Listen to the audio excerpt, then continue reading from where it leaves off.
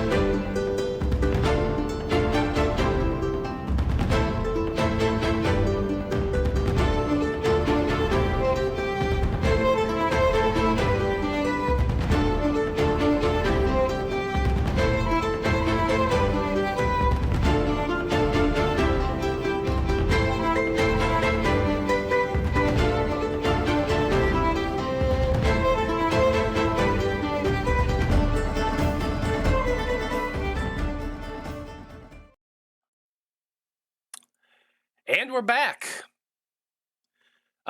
If you watch our shows, you know how we do our recaps. I offer up the Random Rhapsody coin, which in this campaign is good for a free reroll.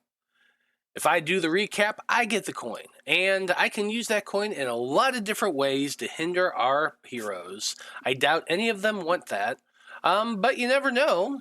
They might. And I'm down. I'm down to do the recap, but I'm going to offer it up. So, anybody want to do the recap this week?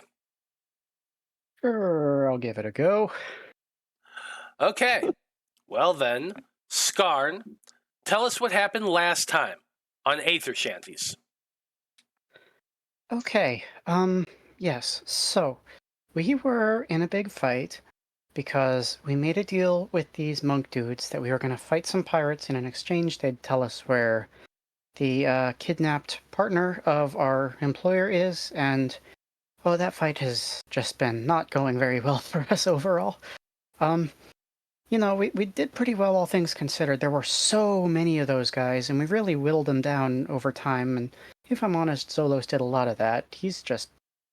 wow, yeah, you don't see moves like that in a fight too often. But, eventually, there were like 4 times as many of them as there were of us, so even clever plans can't get around number advantages, and if I'm honest, I missed a little bit of it. I kind of got, stabbed unconscious, if that's the appropriate way to put that. You don't hear that phrase very often. I wonder why. I'll have to look into that. I heard something later about Zolos convincing the other pirates to give up because we'd managed to kill too many of them. Honestly, I don't know how he managed that. I mean, I was already unconscious. Like, they already had the numerical advantage, and then one of us is down. It's ridiculous, but it worked. And so I got brought back up, apparently, with a magic potion, and we sort of staggered away. I did have this idea to, blame those guys for all the fire and explosions and such, and sort of take the heat off of us so we didn't get, blackballed from the entire island, which hopefully worked. Rumors passing. But, at this point, I guess Dreezy got knocked out too, because he was pretty badly hurt when I woke up. But I think that happened after I was already unconscious, so I didn't see it happen. You never know. Anyway, the pirate captain, though, apparently got away, took off in his ship, and now we have to chase that son of a gun. Master Aaron, the leader of the monk guys, he was able to use his magic see wherever in the universe powers to tell us where we're going, which is nice, but I just, I wasn't super cool with this job in the first place, and now chasing a guy to a second location to kill him, you never want to go to a second location. And so, battered, bruised, and wounded, here we are taking off into space to hunt down a guy and kill him. Oh boy. Absolutely. That's what you're up to. Let's get into that. There you go, Skarn. There's that random Rhapsody coin. Don't forget to use it. It only lasts this session. Well, Wayfinder crew. Your airship is hurling away from the Rock of Vral at high speed. Skarn is sitting upon the throne in the middle of the room, wearing the command crown upon its brow. Lark is at the helm, piloting the ship across deep space. I kind of imagine Boomy would have headed down to the engine room once the ship disembarked from the rock. So that's probably where he still is. As for Dr. Bloom and Zolos, well, Aravast would have attempted to snatch up at least one, if not both of you, to explain what he has been able to decipher about the radar at the back of the room. And the little old man is positioned there now, patiently attempting to explain things to you. Bertarelli and Lujim are below deck, securing the ship and readying it for the impending fight that Skarn had just mentioned. So, with that in mind, Wayfinder crew, let's start by making some rolls to see how things are going for you. Lark isn't here. If anybody wants to roll for her, that's fine. Lark is going to be making a piloting check. This is not a difficult check. Honestly, she has to beat a 5. Skarn, you are in the command position, so you are connected to the ship and focusing on your senses within that and maintaining the magic of the engines. So for you, I'm going to need you to make a magic check. You're also aiming for a 5. Boomy, what do you say? What are you up to? I'm probably down in the engine room. Not the engine room, in my little workshop, trying to kind of repair any of my gear that was damaged in the fight, and get everything back in order for another encounter. Okay.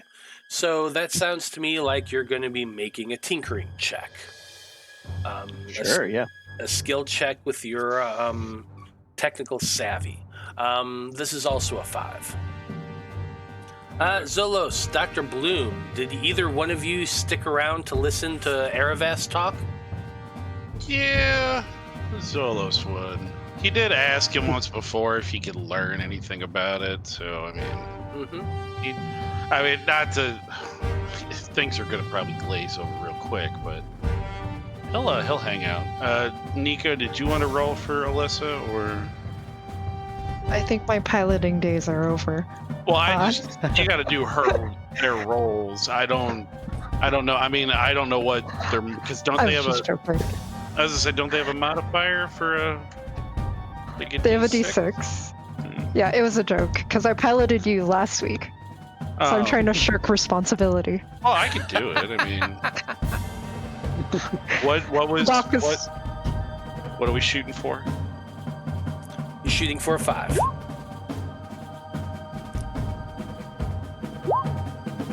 It's 3. We both rolled 3s. Hell yeah. Small fry, gonna fly. Nice. Hey, Solo slipped, so he did just fine.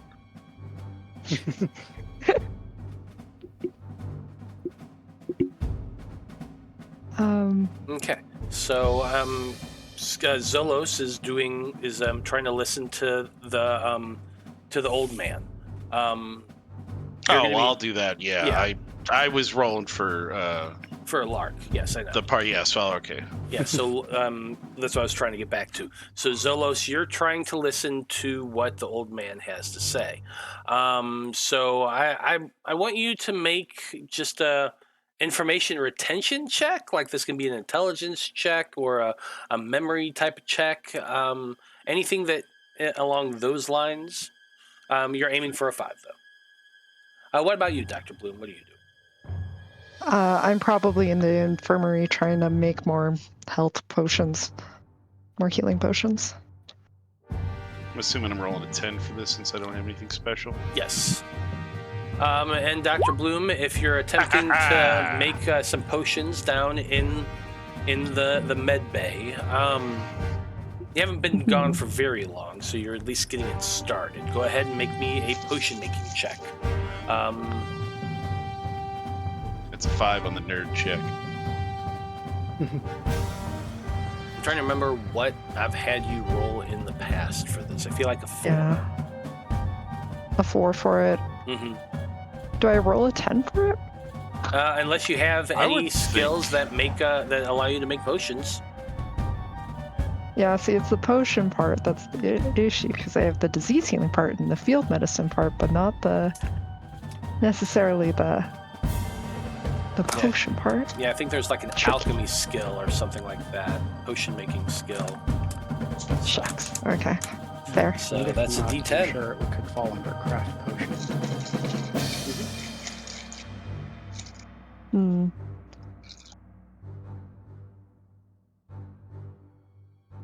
No pressure, but everybody's passed so far. Yeah, gee, thanks. You don't want to ruin our streak. And I didn't. It's a 3. You can't bully somebody into doing well. See, it's what all these people are getting upset about on the internet. Okay. So, Dreezy, you are able to repair all the gear and the stuff you have, and patch up your costume, and patch up your the tricorn hat you wear. I think it's a tricorn, maybe. I don't know.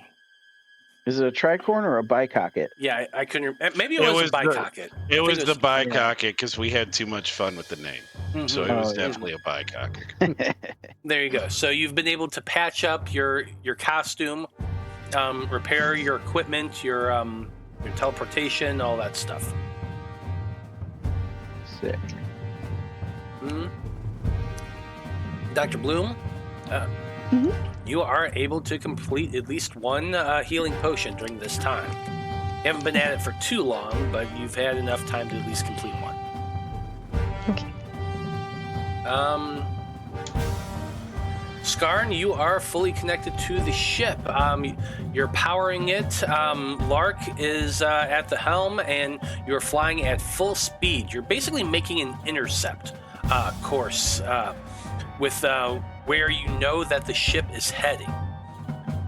Because the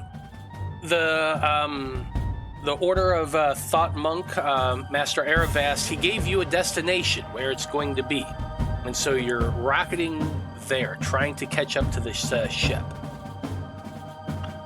You don't know exactly where they are, but Zolos is currently listening to Aravast explain the fact of how the radar works. And Zolos, here's what you learn.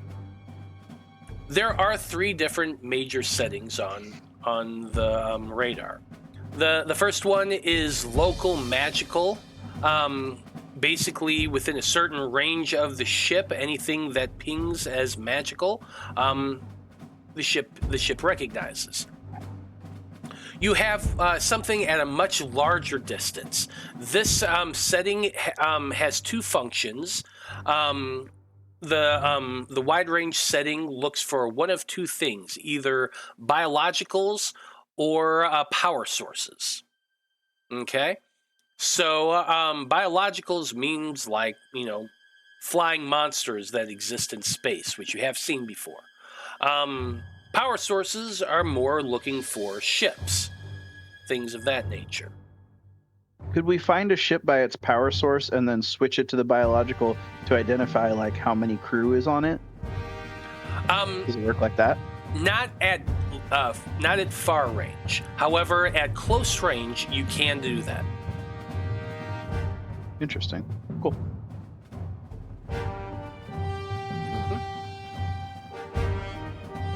Yeah, the close range setting actually has a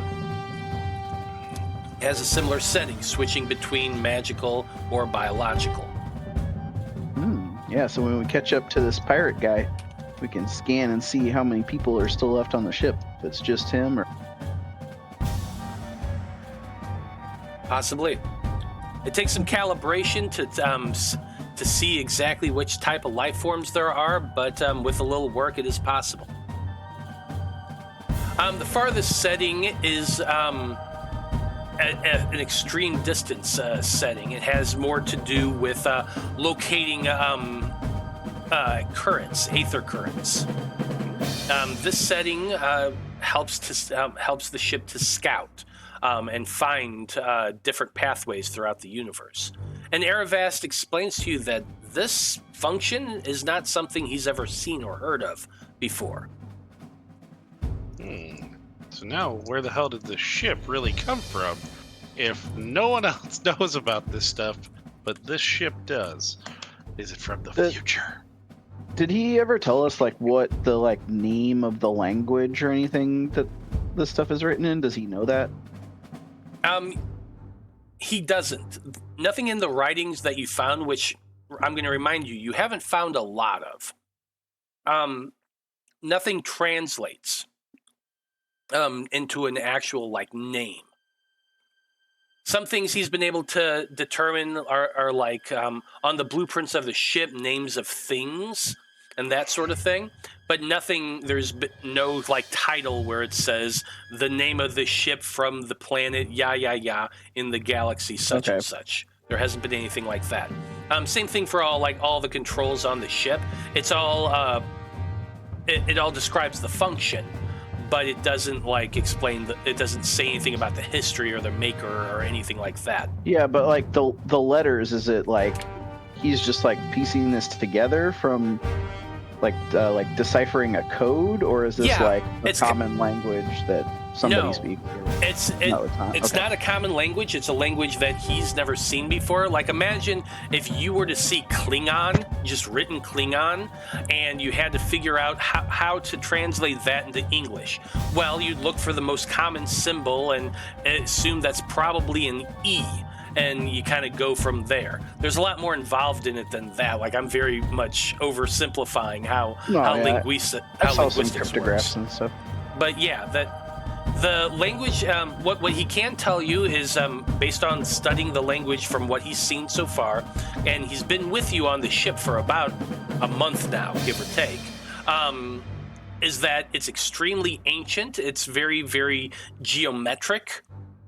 It's nothing like anything he's seen before, and he spent his lifetime studying languages. This is very, very interesting, and he has he's been taking paper from your ship and writing notes and stuff, and he in his little cabin below deck, it's actually just filled with notes that he's been taking on this language. He's been spending basically all of his waking time working on this.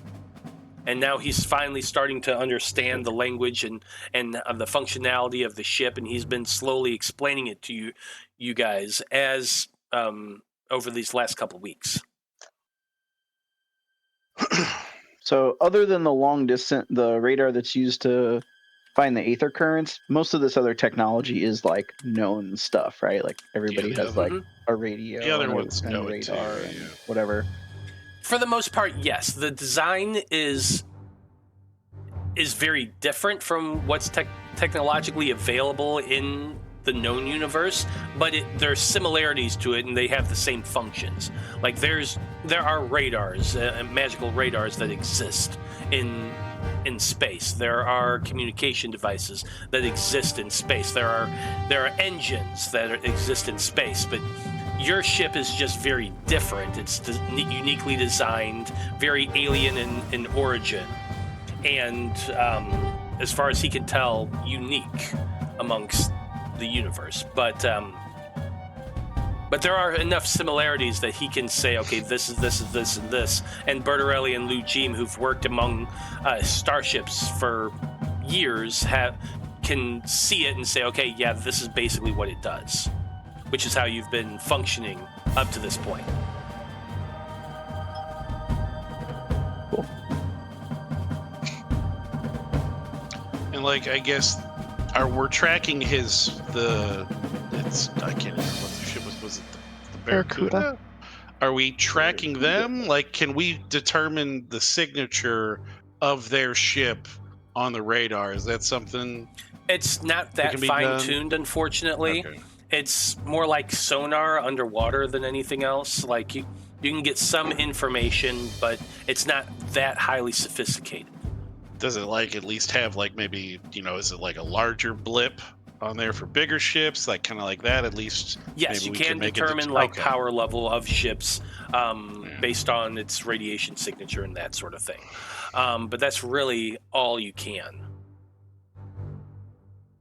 So I think Zolos would be like, all right, I'm gonna have to kick my own ass later because I think I understood everything he said. Big dot, bigger ship, right? Okay. Yes, big dot, bigger ship. Little dot, That's smaller right. ship. Cluster of dots, smaller life, lots of things. Yes. All right. Shit, does that mean I have to be in here from now on? God. Usually I got by just on my looks. Pretty and dumb has gotten me through life. I knew I was a genius. And he's just gonna walk off at that point. Just like completely fucking conceited. He's like, oh, I'm a fucking genius now. I guess I gotta run the ship.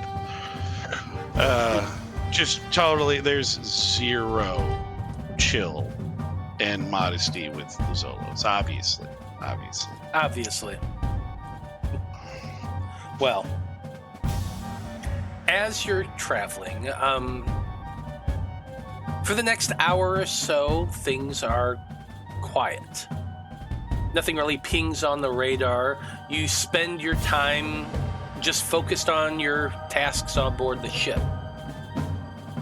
Lark piloting, Dr. Bloom working on projects, Dreezy working in the workshop, Zolos checking the radar every so often, Skarn mostly just waiting in command.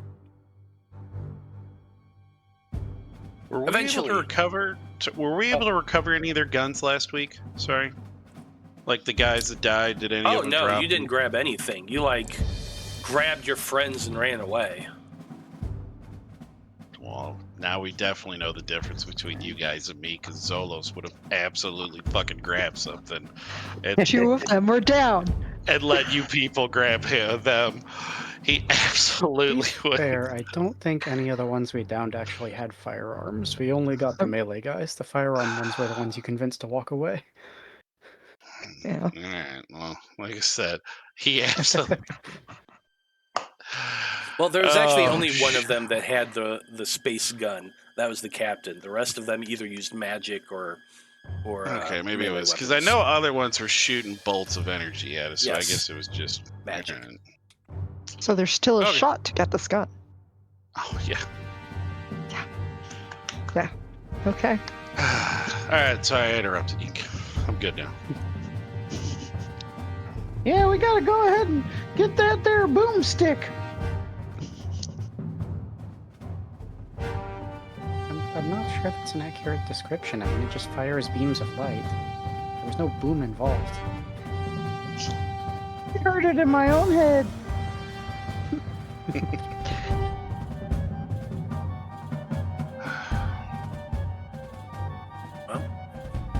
At the end of an hour or so of travel, as your group is just slowly starting to get bored, there is a ping on the outer edge of the radar. Judging based on the direction that Lark is going, it seems to be directly to your 12 o'clock, to your north.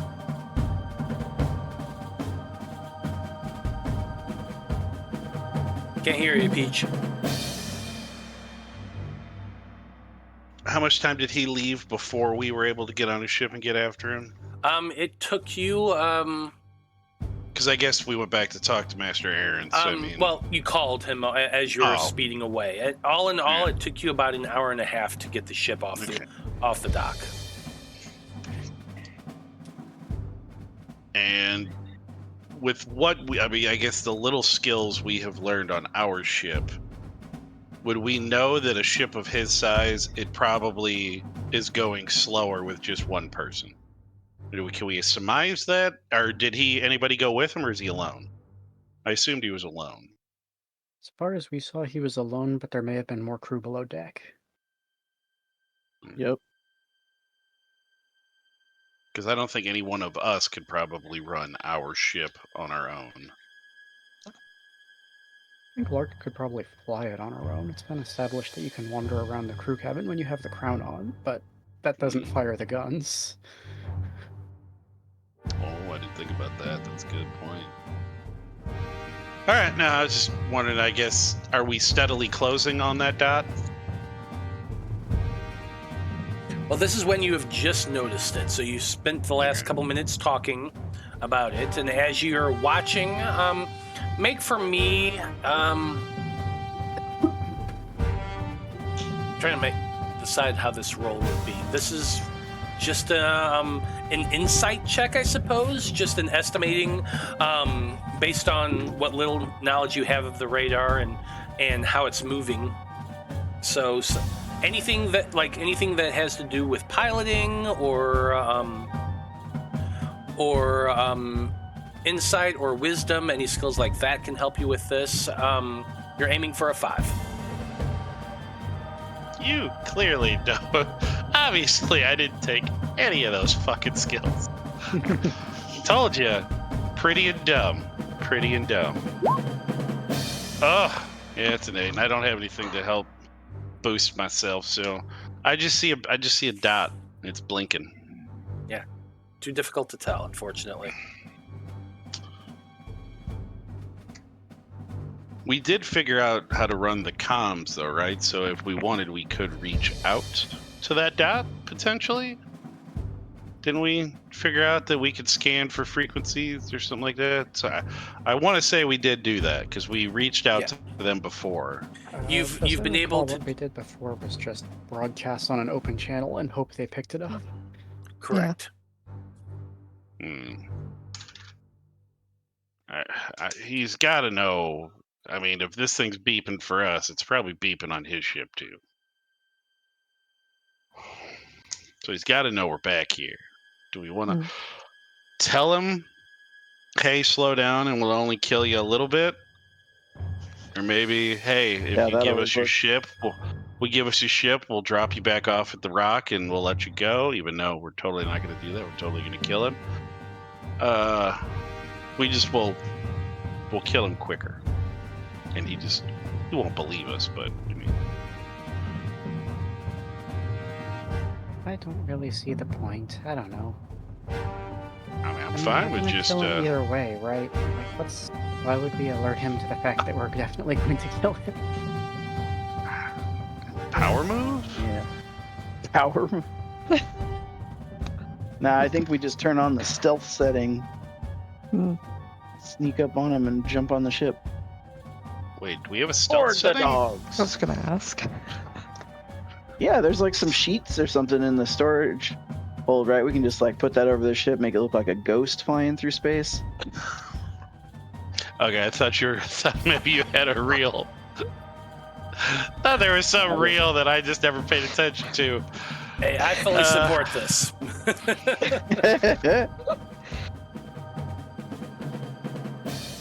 Look, you gotta think low tech, okay? We don't have space guns and stuff, but we do have rudimentary disguises.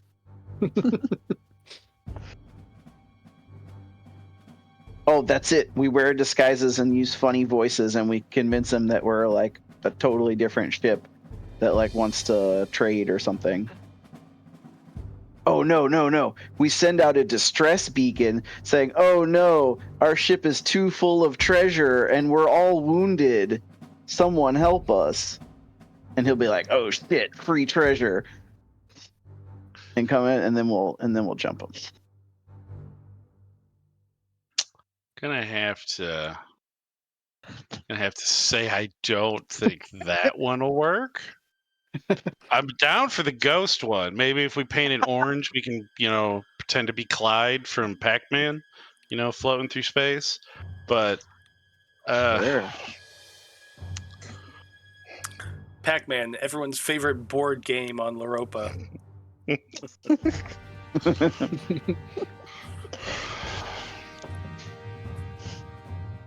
Just you wait. If I do the Avernus campaign, I am totally inventing a bar game called Pac-Man that I'm gonna make the players play.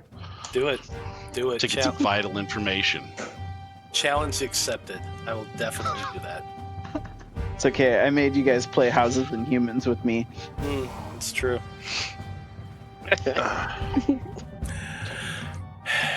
Anyway, you're still in pursuit of the blinking dot.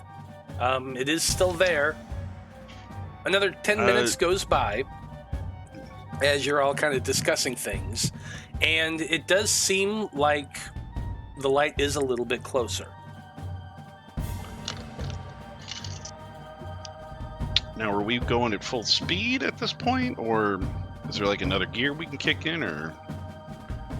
So Lark is piloting the ship as fast as safety allows. There is an overdrive that you all can do. It makes it harder to control the ship, and it is a little bit more dangerous, but it is possible. Or you could open the Æther sails and hope to catch a current, but that'll shoot you really far off course, so you probably don't want to do that. Yeah, unless there's a current in the direction he's going. Yeah. But oh shit, then we'd go ludicrous speed. Exactly. So Ludicrous. moral of the story, you can go a little bit faster, but we're going to be making some checks at that point. It's up to you.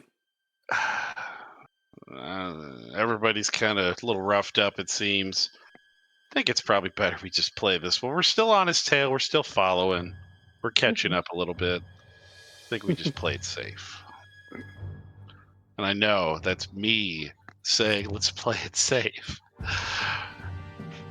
But I'm an asshole. I'll put myself at risk, but I'm not going to put everybody at risk. I mean, we are kind of on a schedule, you know? I could always try to overburn the thrusters again. It worked before. It was expensive, but it worked. I don't remember. I know we've got one full set of crystals left. Let me look. Yeah, let's check that. Yeah, we don't want to overdo it and run out of fuel Yeah. Yeah. or batteries, whatever. No, that's not. I think it's actually on the ship. Yeah, it's on the ship's character sheet.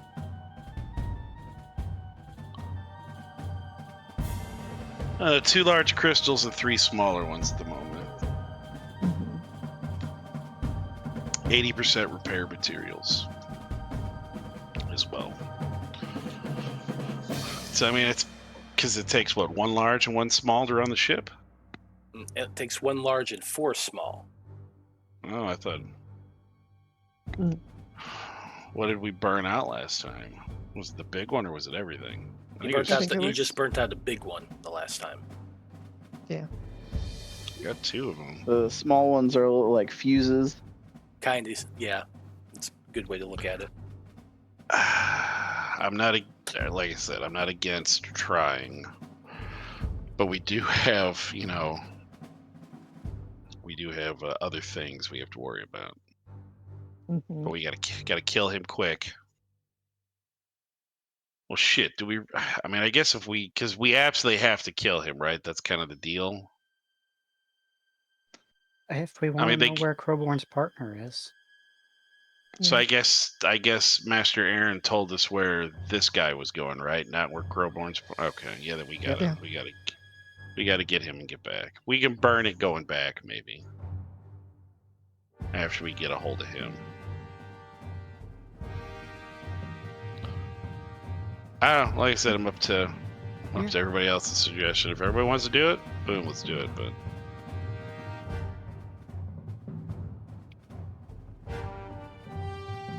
don't everybody all talk at once. Yeah, I mean, listen, Thinking. I'm willing to try. We are kind of on a time limit, but also, if we'd prefer to save fuel, I understand. I just need people's thoughts on it before I unilaterally decide to waste our resources. Well, I mean, because you got to think, we potentially, if we catch him and we kill him. Wait, what's this if? When we catch him and when we kill him, we can raid his ship and just True. take everything they have. So, It might we'll actually be find some better. supplies there, or at least some gold to replace what we're gonna have to burn. I feel like Lark would say something along the lines of, "Oh, so you want to pirate the pirates?" Heck yeah, we do. Yeah. I'm all for pirating the pirates if you're going to put it that way. We need more medical supplies. I want in on their infirmary. Speaking of which, everybody is literally getting a little med kit in their hands, so put it in your inventory. I'm putting it in Lark's inventory right now. We will not be unprepared again.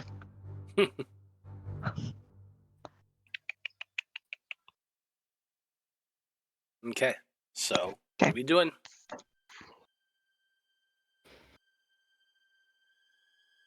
And like I said, I'm good to burn it now if Yeah. we need to. Okay. then I don't remember guess let's exactly what see it we can entailed do. last time, but yeah. Willing to go for it. Basically just me pouring more of my magical will into the ship and allowing it to draw power from the crystal faster, if I recall. Mm-hmm. Essentially, yeah. So you're attempting to increase your speed. Skarn, I'm going to need you to make a magic check. You are, for this, aiming for a 4. I'm also going to need Lark to make a piloting check.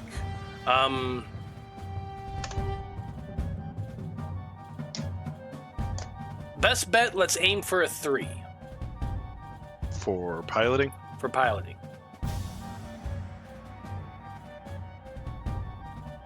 And you said a 4 for me? All right. Mm-hmm.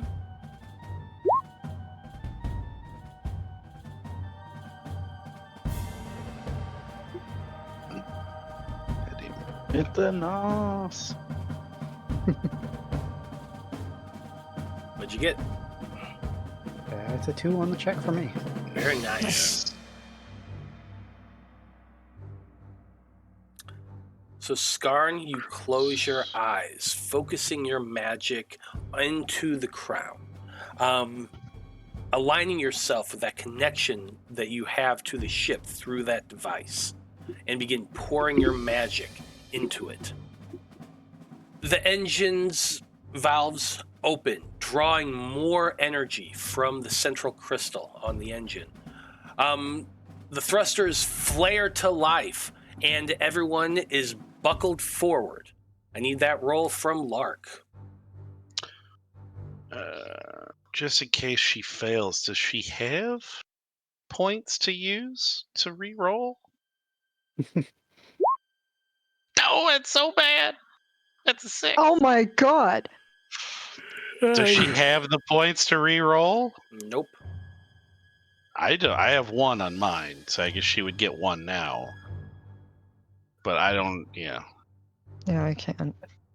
I don't have access. Yeah, I don't have her sheet, so I don't. Oh, know. you don't have her I sheet? don't have the No, effort I to just help. rolling. I'm just rolling I on do my have. stuff. I'm thinking this might be the time for it, because if we're going preposterously fast and can't steer, that's about the worst case scenario. So, yeah, I think I'm going to cash that in real quick. So you are giving Lark your effort? No, with the coin. Oh, you're cashing I the don't have coin. the effort to Gotcha. help. Gotcha. Okay, I misheard. So you're cashing in the coin so Lark can re-roll. Got it. Yeah, let's try this again. Dropped it so it made a nice currently dropping noise and everything. Did that not come through the mic? No, unfortunately.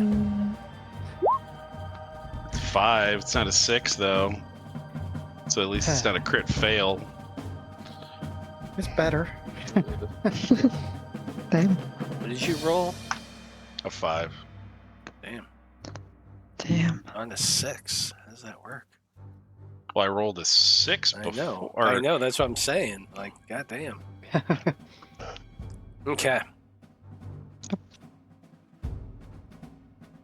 The ship jets forward, and as it does so, Lark is attempting to hold on to that wheel, but the force of the thrust is too strong, and she releases her hold of it. The ship jerks suddenly. I'm going to need everybody to make for me a reflex check, I guess. This is your ability to keep your feet. You can, if you have an ability to grab on and hold on to things, you can use that. If you have anything that helps you maintain your balance, like agility, you can use that. Early in the campaign, we established that we'd installed a system of like ions to the ship so people wouldn't get flung overboard. Is That might be on relevant the here at all? deck. That's I don't on know the about in deck. here. Yes, that's not in the cabin Yeah. itself, and everyone is currently in the cabins or below deck. Technically, Dr. Bloom is below deck too. Yeah. What's the difficulty? The difficulty for this is a 5. Zolos does have that wrestler feat for grabbing and grappling. Would that let him hold on to something for dear life instead Yes, yes, it will. And this is a reaction check? Mm-hmm. I'm going to use my lucky ability to spend 2 effort to succeed because I rolled a crit fail. Oof, nice. Oof. Dr. Bloom got a 9. which I mean is not a crit fail at least.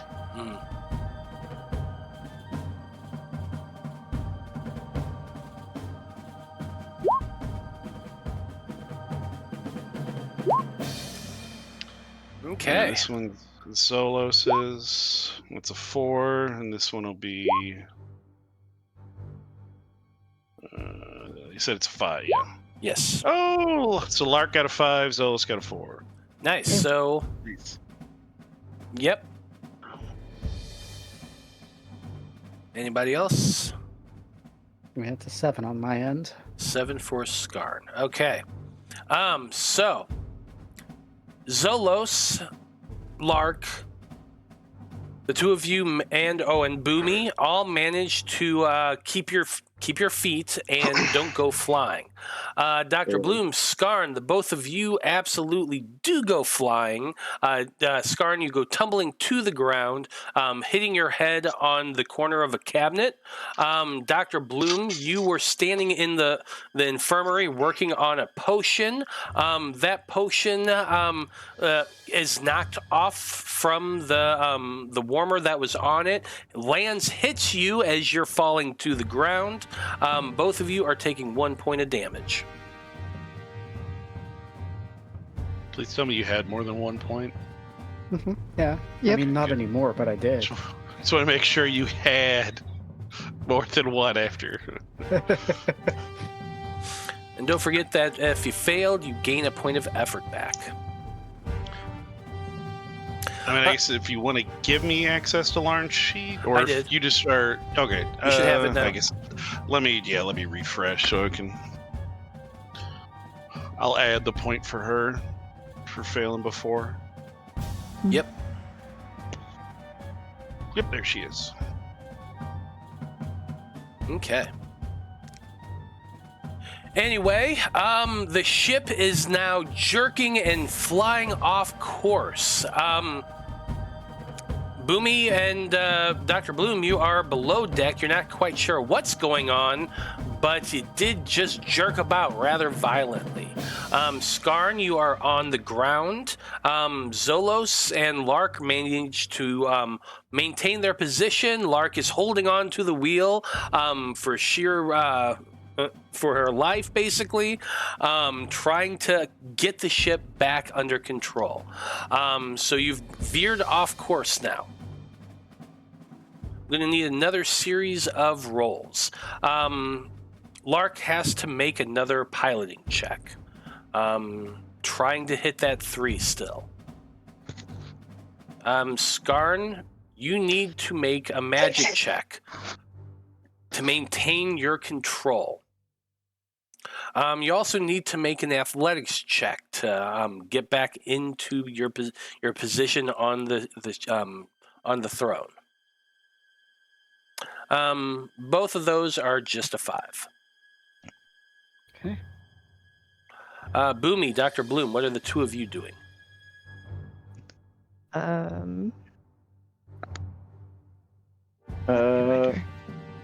Holding on to the walls. Cleaning up all the mess so I don't manage to injure myself further. Fair enough. Yeah, Boomy's got like a bunch of like explosive ingredients and like sharp stuff all around. He's like quickly like trying to rake everything into like a drawer and shut it. Sounds about right. He like climbs into the other room where the communication tube is and be like, give me some warning next time. Jeez.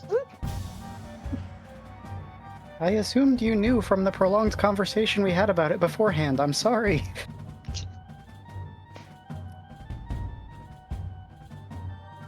Lark got a 3 for piloting, so she met it this time. Yes. Nice. Okay, so with her 3, she's able to right the ship once again and start putting it back on course. This has cost you a little bit of time, but as you go look at the radar, Zolos, you do notice that the whatever the ship is that's being that's being pinged on the radar. It is a little bit closer now. You are gaining up on it. Sweet. So it wasn't, it worked. Yeah, kinda. Yeah, it worked. All positive. Not the cleanest execution, but we're still learning.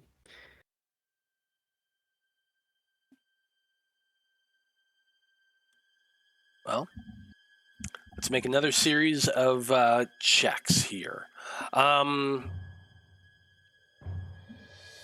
I need a piloting check from Lark, obviously. Zolos, I don't know. What are you wanting to do right now? Are you staying with the radar? Yeah, he'll stay that just so he can keep an eye on it to give people updates on how closer we're getting. Okay. There's really not much else until we get close enough to fire. There's really nothing else he can do. So. Fair enough. Dr. Bloom, what are you up to? Trying to clean up, I guess? Yep, trying to clean up this mess and try to redistribute what remaining health potions we have left, so it's like even throughout the ship. Okay, so this is just going to be a clean it up check. I feel like that's just needs to be a 6. Boomy, what are you doing? I'm gonna try to craft some explosives now. Are we still going for a 3 on this, or are we going back to the 5 before? You are going for the 3 still. Yeah. Actually, no. I'm going to say that now it's going to be a 4 because you are you have managed to regain control. Yeah. It's a 2 for the dock. Nice. Yeah, you spend the next 10 minutes or so just cleaning up everything that's spilled, putting out what little things caught on fire, and get your infirmary back to a shipshape setting. Position, yeah. Yeah, position, yeah. Jesus. That's 5. Yeah, this ain't going great for you guys. Boomy, give me that craft explosives check.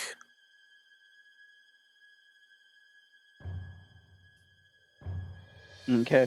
I I think have my foot like under like a drawer like for stability as the ship's like jarring around, and he's like pouring some like powder into another like vial, and it's like very chaotic.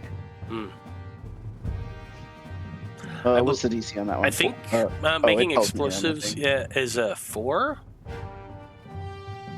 I actually haven't done it in so long. I forgot. It's on your character sheet. I'm reading. 6. Yep, okay. It's a 6, and I can use a D8. All right. Okay, there you go. Oh my god. Alright, I was my lucky ability again, depleting all of my effort to succeed. Well, it's a good thing you did. Yeah. Damn. It just exploded again. Yeah. Okay, so I need, let's see, who have I not gotten a check from? I got one from Lark. I got one from Dr. Just me. Skarn, yes. Skarn, you're still making those magic checks. You're pouring your focus into the crown and maintaining the engines.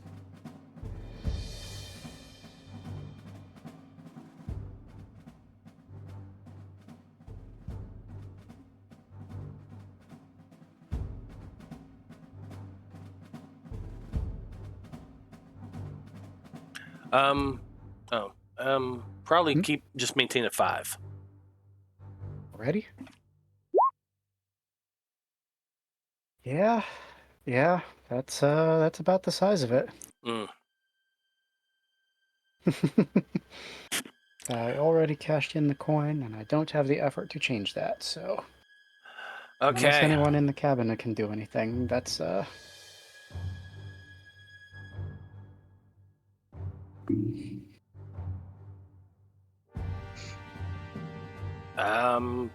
Okay, so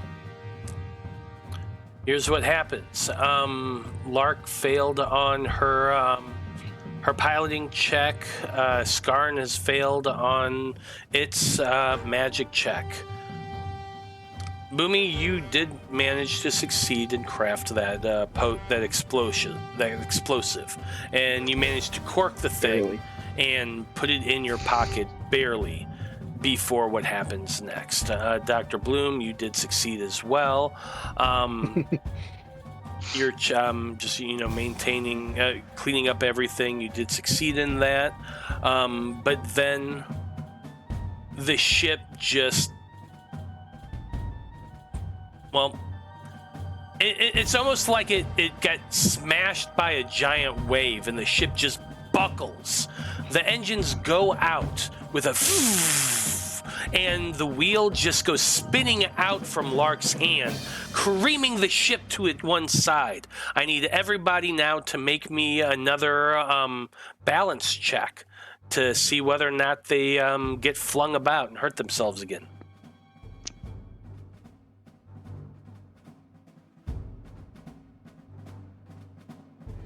I think this is going to be a 4. Y'all have to roll.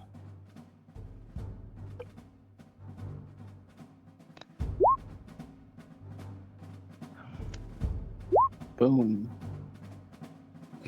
well...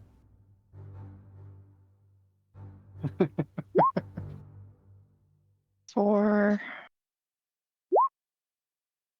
The times that I don't really need the great rolls. it's a 10. Great. 8 on my Amazing. end, so... Okay, I heard Dr. Bloom got a 10. That's a crit fail. It's not for me, actually, No? because I have hesitant as a issue for my reaction. Ah, that's right. That's so, my yeah. struggle. Yeah. Yeah, so At least it's not a crit. that's good. Yeah. That's good for But Lark rolled a 10. you. Yeah. Oh, Lark rolled a 10. Boomy, what did you roll? 3. A 3. That was a success. You are not flung about, which is good for you. Yeah. Because, you're holding an explosive. Skarn, what did you get? And That's an 8 on that's my an end. 8. That is a failure. Zolos, you got what? A 1. A nat A 1. 1. So you manage to keep your feet. Aravast just goes flying and hits a wall and lands slumped to the ground. Skarn, you go flying as well, smash into the side of the ship right above where the communications array is. You land on top of it with a boom. You're going to take 1 point of damage. All right. Then I am down. Skarn goes unconscious.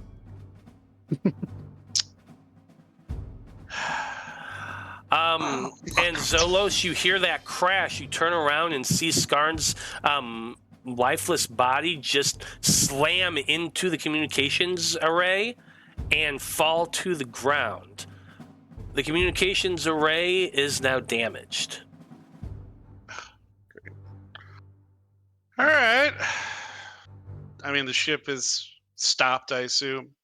Well, not exactly. I need to finish a couple things here. Lark went flying as well. She was not able to maintain her hold on the wheel. She hits the wall and takes 1 point of damage. Let's see, who else failed? Dr. Bloom, you failed as well.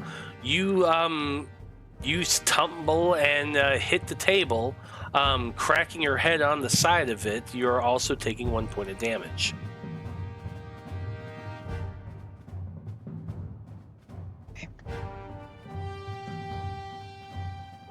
I believe that's everybody. Now, Zolos, you're the only one who maintained your footing, so you would be the one on the deck, or as close to the deck as possible, to see this. You're in the cabin. The engines shut off, and the ship begins to buckle and pop as the engines just sputter and crack from losing the connection. The crown that was on Skarn's head has now tumbled to the ground and tumbled a few feet away from where Skarn is currently lying prone. The ship is still in motion. You can kind of sort of tell by looking out the window, but it's just coasting.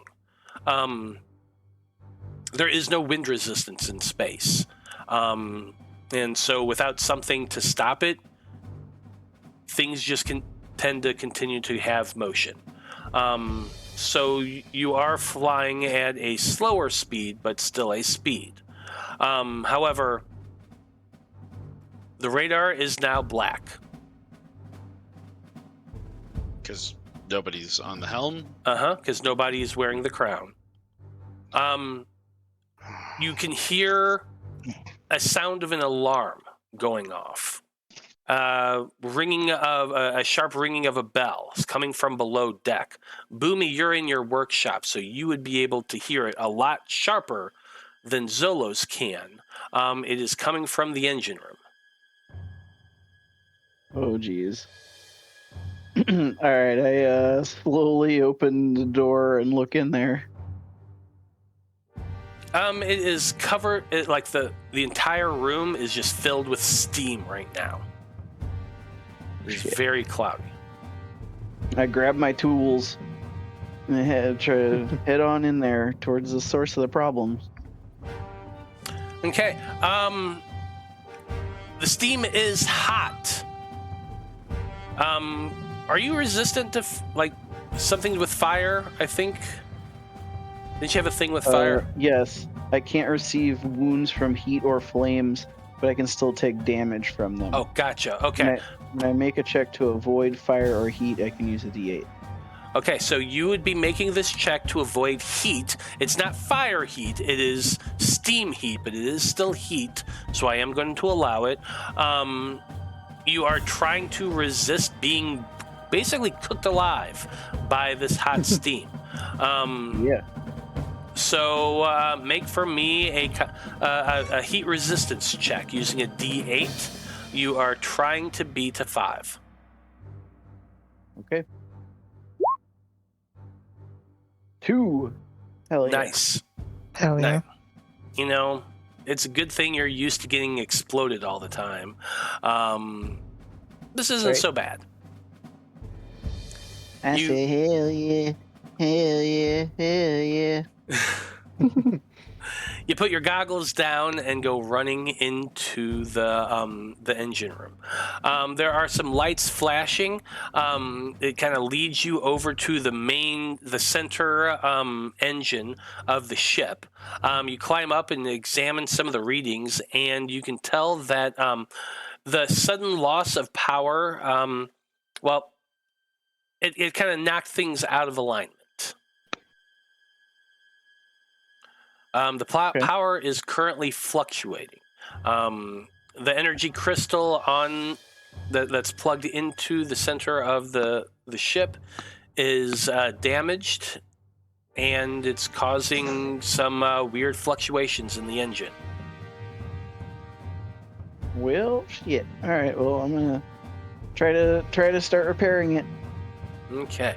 We're gonna get back to that here in a moment. What's everybody else doing right now? I know that Skarn is currently unconscious. So Doc gave us all potions, right? Yep. Literally shoved it into all of your hands. Well, Zolos would run over to Skarn. Was Skarn wearing anything? I'm assuming. Well, obviously they're wearing something. But I mean, do they have any kind of gear on them, or where would their potion potentially be? I mean, they're in their standard. It's like the military uniform armor that we were given when we first got to the village way back when, but it's like too small, so it's sort of jury-rigged on and strapped on in weird ways. Maybe like a little hip flask, I guess we would probably end up having, because... Right, like a chest plate here in the middle of the chest, because it's... He'd quick look for something, and then if he can't find Skarn's, Zolos would pour his potion into Skarn. Make a check to see whether or not Skarn has a potion. If they didn't smash it when being flung across the room twice. For what it's worth, I should have actually had 2 because I never used my last one. So. Yeah, okay. I never used mine either because I looked at it, I was like, oh shit! When the little note says everybody's got a healer's kit, I was like, fuck, you know what? I think Zolos has just never really taken a lot of damage. Okay, so let's say that if you roll a 5 on the search check, you find that there's at least 1 potion on Skarn's person. If you roll a 3, there are both of them. Am I going what am I rolling, a 10? Probably, unless you have something to help with investigation, searching people. Didn't think so. Nope. Well, that's 6. Can't find any. Well, then he would just put one of his into Skarn. Okay. Wake them up. So this is a situation I think we haven't bumped into before. Going unconscious gives you the wound life-threatening injury severity 3. Mm-hmm. Does going unconscious again give you that wound again? Is it now up to severity 6, or...? I don't think it would double. I think it would just... Well, you've been healed. Yeah, you did get some, at least 1 wound severity potion last session. I remember hearing that because I reviewed the video. So you would at least had severity 2. Let's see here. Let's look. And each of us should have a wound closure potion. Okay, yeah, I think I don't have that. That's probably what I used last time. Okay. I'm just looking real quick. Yeah. Yeah, we have not encountered that one before, have we? No, we typically don't have to use them. Or we don't think to use them, rather, I should say. But early on, the kits were designed that way, to include them. Nice. And then we kept forgetting that they existed, which is why I am saying incredibly explicitly for all of us, you all have one. Because I don't trust my memory, and I write the notes for this. And I put them both on Lark's list. Thank you.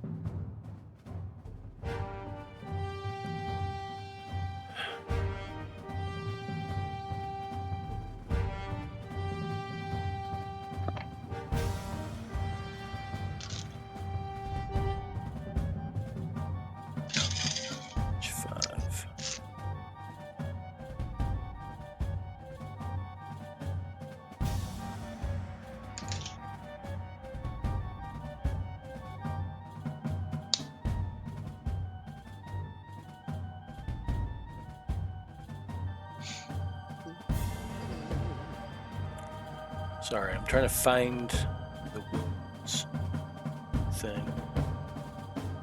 I'm sorry for knocking myself unconscious again. It's all good.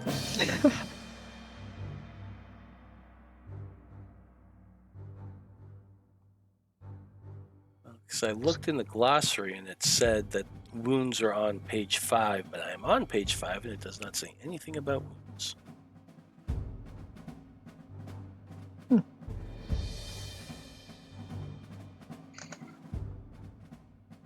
Nope, this computer.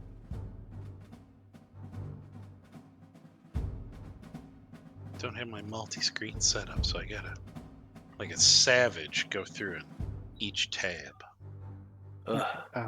So I know, getting to it's 0 just- health is on page 19. That's where it describes blah blah blah. If you regain any health, you also regain consciousness and gain the wound life-threatening injury at severity 3. And then it describes what that does, but it doesn't say if it stacks. Yeah, I know. So that's why I wanted to I look thought at there used to be a thing showing like the severities of them. Yeah, I thought so too. Maybe they just kind of simplified it and with the 9 update.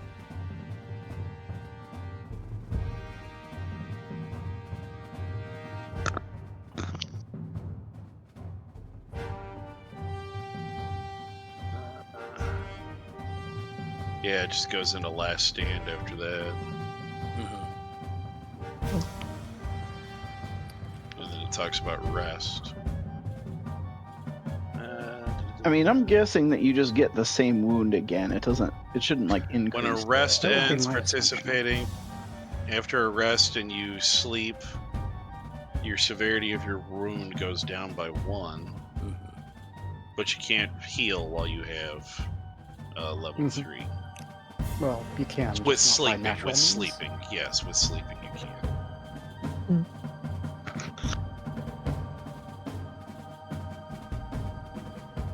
Yeah, I think it just bumps. Let's just go with it. Bumps it back to 3. Okay. Works for me. Let's go with that. Oh wait. Yeah, you got all your checks. 3 have a D12, and if you hit level 4, you're unconscious for a full day. But it doesn't say how you get to level. There is a severity level 4 though. Oh, It's well. on page 20. It's on 21. And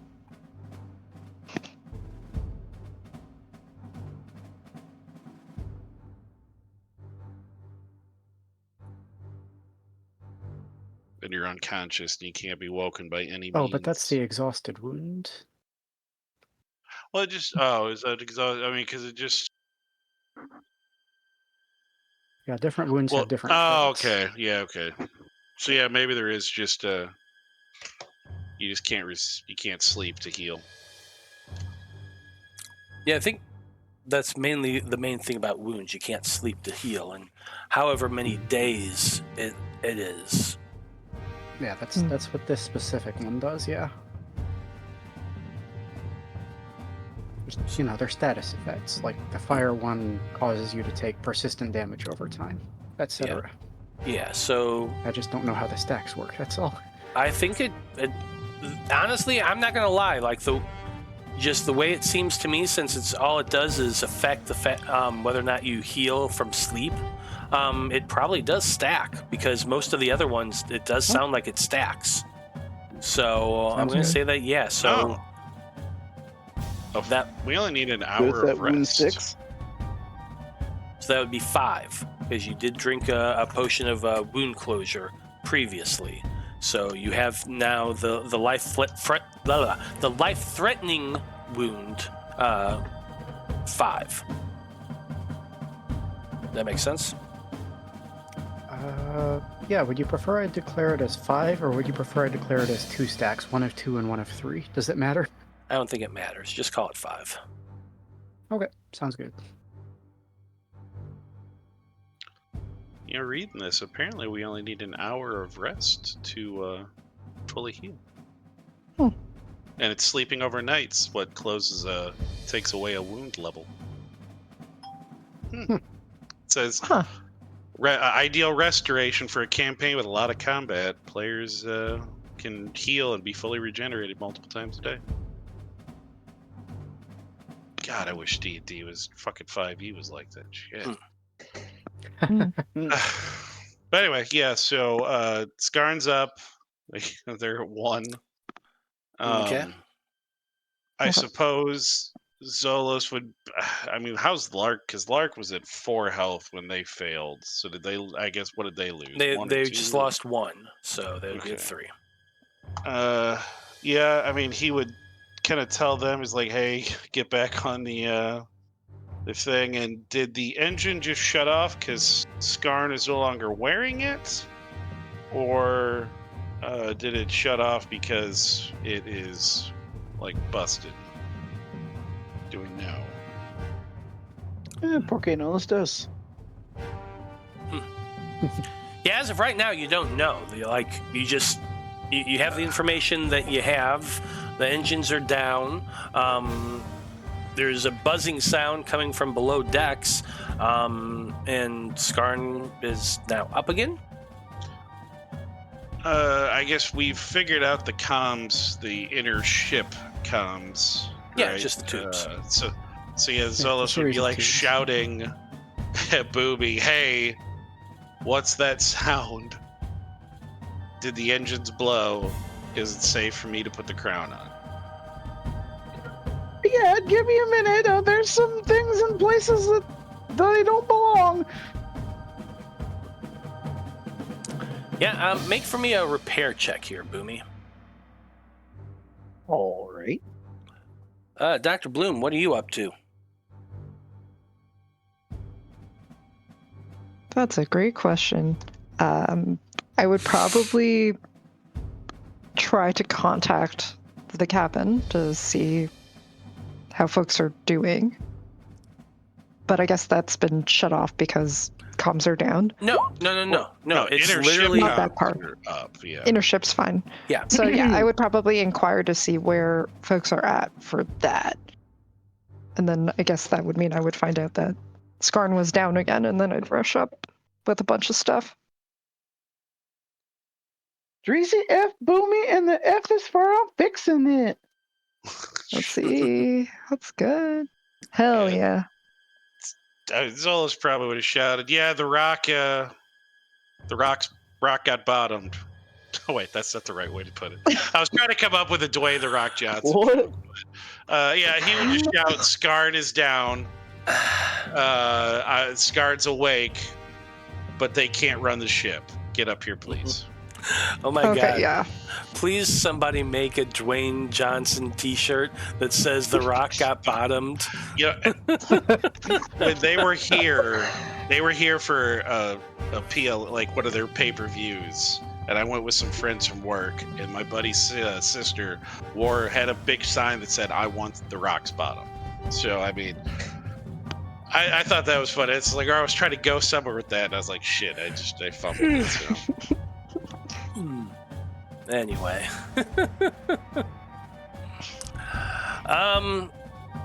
Yeah, so you do, as Dr. Bloom comes running up the stairs to the top deck, you would see that you are no longer moving nearly as fast as you were. You are still moving, but it's hard to tell, given that, it's the void of space and all that. Nothing really around for perspective. But you go running into the cabin about the time that Zolos is helping Skarn up and into the chair. You have heard from Boomy that he is fixing things right now. Boomy, with that nat 1, you are able to figure out what you need to do. Basically, you're going to have to replace the crystal. The power crystal. Being disconnected from Skarn caused a feedback loop that kind of fucked things up when you guys were in overdrive, and the crystal got cracked. It is repairable, but it's going to take some time, and you really don't know anything about that sort of thing. But you never know. You might figure it out. But you are going to have to replace the crystal with a new large crystal, and you're going to have to do some minor tinkering to get everything up and running. It's going to take you probably about 30 minutes to complete. Okay. I'm doing some tinkering. Okay. So, as of now, Dr. Bloom, you've made it inside the cabin. You are seeing to Skarn, who has been bounced around and hit quite a bit. And you got about 30 minutes before the engines are even going to be workable again. Mm-hmm. What's the plan? Skarn is just kind of sitting there, like it's conscious, but it's slumped over. It's very much, like it's not focusing, maybe a little bit concussed. Hard to tell what's going on. Yeah, that's really concerning for me. So it's a good thing I carried all of any remaining spare kits that are in the infirmary I took up with me. So I'm just gonna pump you through full of potions. So you're getting at least, because you're at level 5 wound closure, right? Yeah, level 5 life-threatening injury, yes. Life-threatening injury. So, yeah. Choice of the medical system, you're getting three healing potions and 3 wound closures. Jeez. Because I see this, like you concussed and out of it, and it's just like, and we have no options. You're gonna. Can you even do that? Yeah, that's a lot to drink. It is a lot to drink.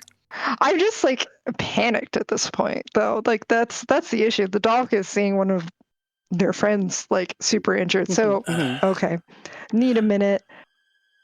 Yeah, fair enough. What's the volume of a potion? Is it realistic to chug 6 of them? Yeah. No, it's not. I'm just very concerned. I would probably give you 1 of each because that's the actual appropriate amount. Okay, sounds good. Thank you. Yeah, we'll just do it that way. Not all 6. Yeah, I think that's a bit more fair. Yeah. Still anxiety inducing. Like, if it's a 12-ounce soda can, yeah, absolutely. I could house yeah. No, that's just Doc's out of it. I'm probably a bit concussed, so. Probably a little bit. I like Waller because he can't do anything with the ship, and he doesn't really have any of those skills. So he's going to run out. He's going to make sure both our ballista are loaded. Okay. And he's probably on the deck on the forward one, or on one of the forward ones. Just wait, because I'm guessing, that asshole could see that our ship stopped following. So maybe he would be smart enough to turn around and come after us. Or is this one of those you can only go one way in the current? No, you're not even in the Æther current right now. You've just been flying in regular space. He would be, he's going to go out and he's going to... Do we have a spyglass or anything like that? I don't remember... Is there anything on the ship? So he'd be out on the deck with that, keeping an eye out.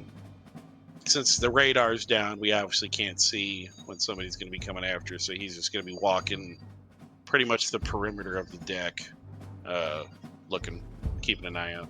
Okay. Well, give me a perception check, I think. With that spyglass, you're going to be... Well, honestly, that ship's pretty far away. I think the odds of actually seeing it are pretty...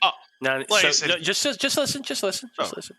So, I'm thinking, if you roll a nat 1, you are going to see it. If you roll a nat 2, you are going to see it. Am I rolling something different since I'm using the spyglass, or are we just going with 10? No, it's just a D10.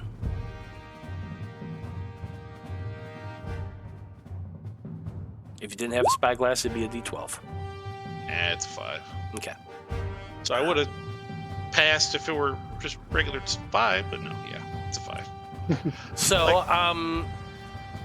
you don't see anything.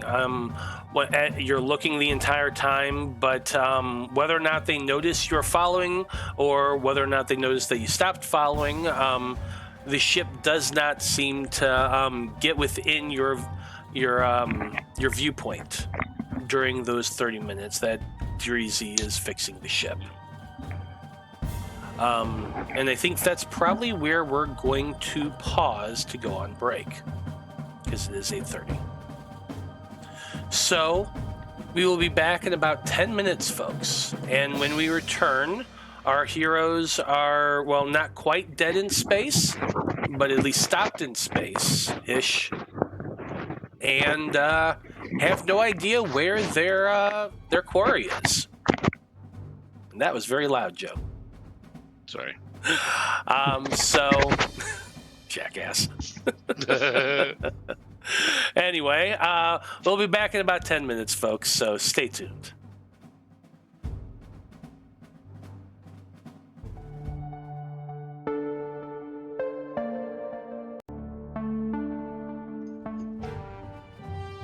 Howdy, everybody. We are back.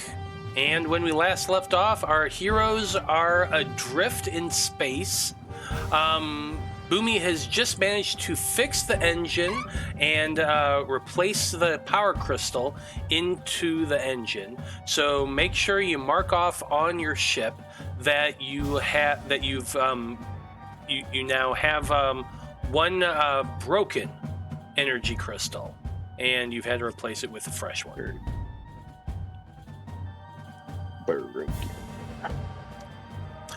I did put the information about the radar on your ship page, so you have that as well. Much appreciated.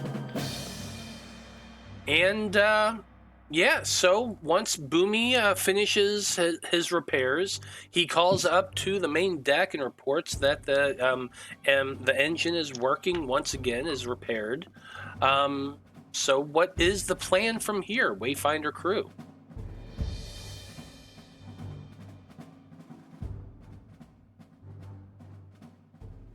Put somebody with the crown on as soon as possible.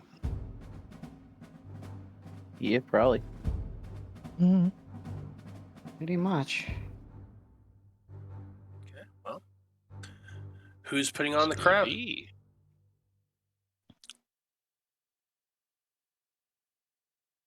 Maybe the person that's done well with it so far?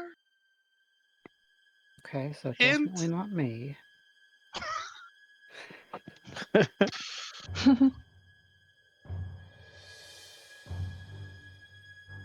I don't know. I don't know. I thought I was doing better. I thought I was getting okay, and then I blew the engine up and smashed our comm system. I don't like space anymore, guys.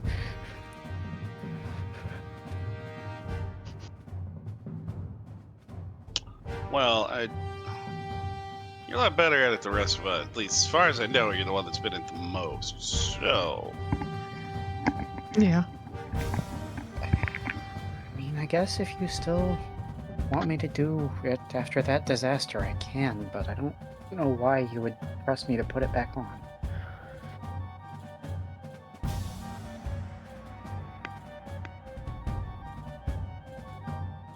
It's I mean, just Go for it.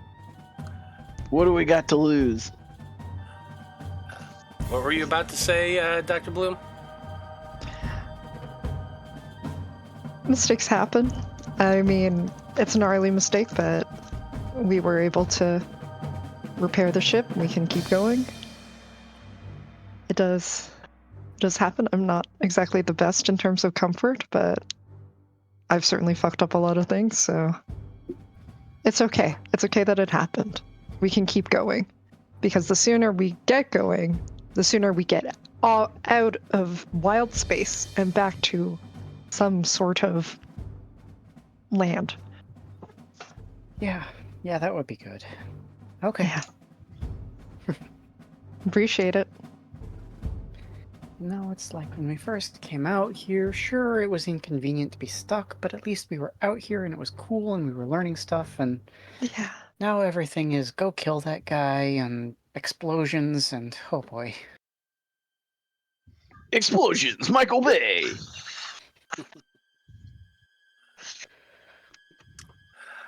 I also think during that time, Eravast probably went down below deck. Poor old guy. he got a bump on his head too. No. So he's probably going to go drink a health potion and go somewhere safer. Could just tie him to the mast. Okay. Like Yeah. like in the Mariner?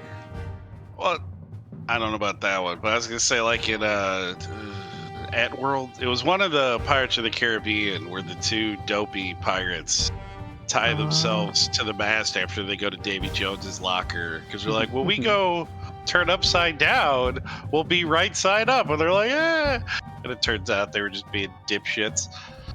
So yeah, that's what we would do with air, just like keel haul. You know, well, oh, that could be fun.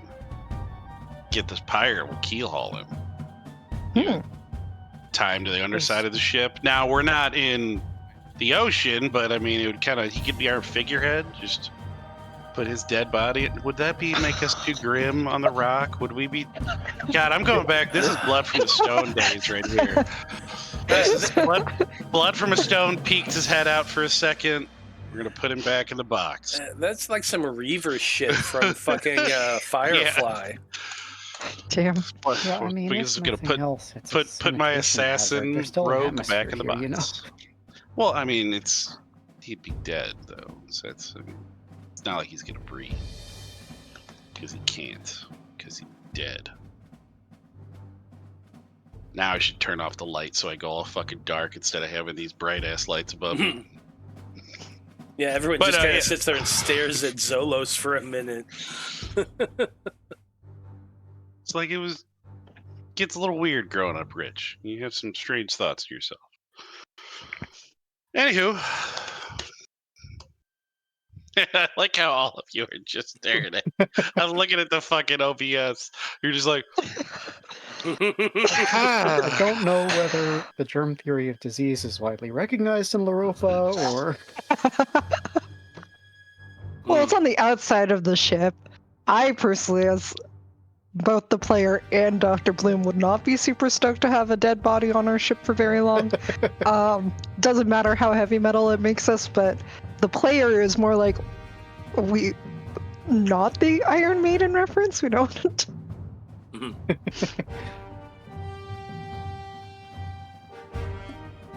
Sorry. We can decide what we want to do with the dead body once we have it, but let's get there first. Yeah, that'll work. Say we turn him into a powder. Bring him back to Aaron in a little bag.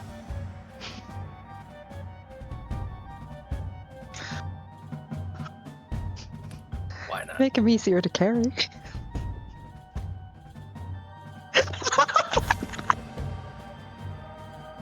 Yep. now who's dark?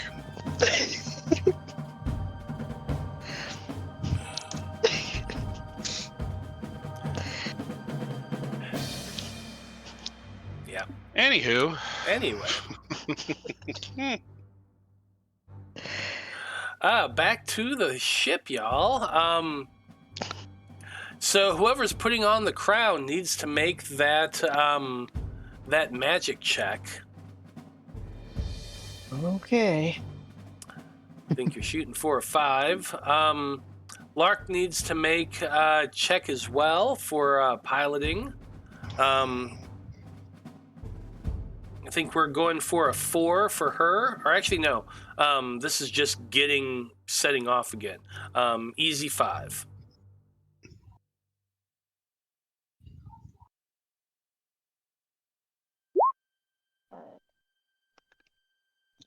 Yeah, okay.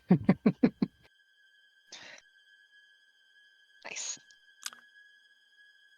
Well, at least you didn't fail with the 5. Yeah. It is 3 for Lark. And with the 3, you set off again. Lark quickly brings the ship up to speed. Boomy, give me an engineering check real quick. Okay.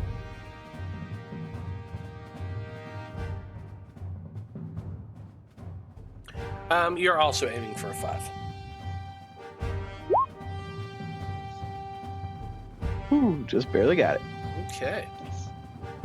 Engine seems to be running smooth. Everything's within normal parameters. The energy flow is stable, and the ship is fully powered. You kind of take a moment to congratulate yourself on a job well done. Nice. Lark has got the ship going. It's cruising at. She brings it up to like the fastest safe speed it can maintain for long periods of time. Zolos, you make your way back to the radar and see and start flicking through the controls. Give me a I don't know. Give me a radar check. This one, is kind of a hard one. You're hoping that he's still on the long range scanner. I think for this one, you need to roll a 4.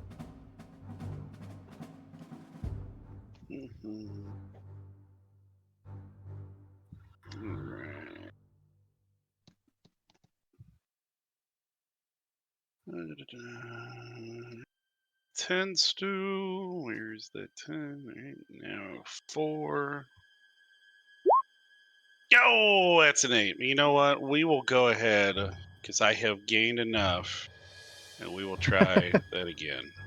Okay. So I failed quite a few times. Well, you're burning 3 effort. Go for it.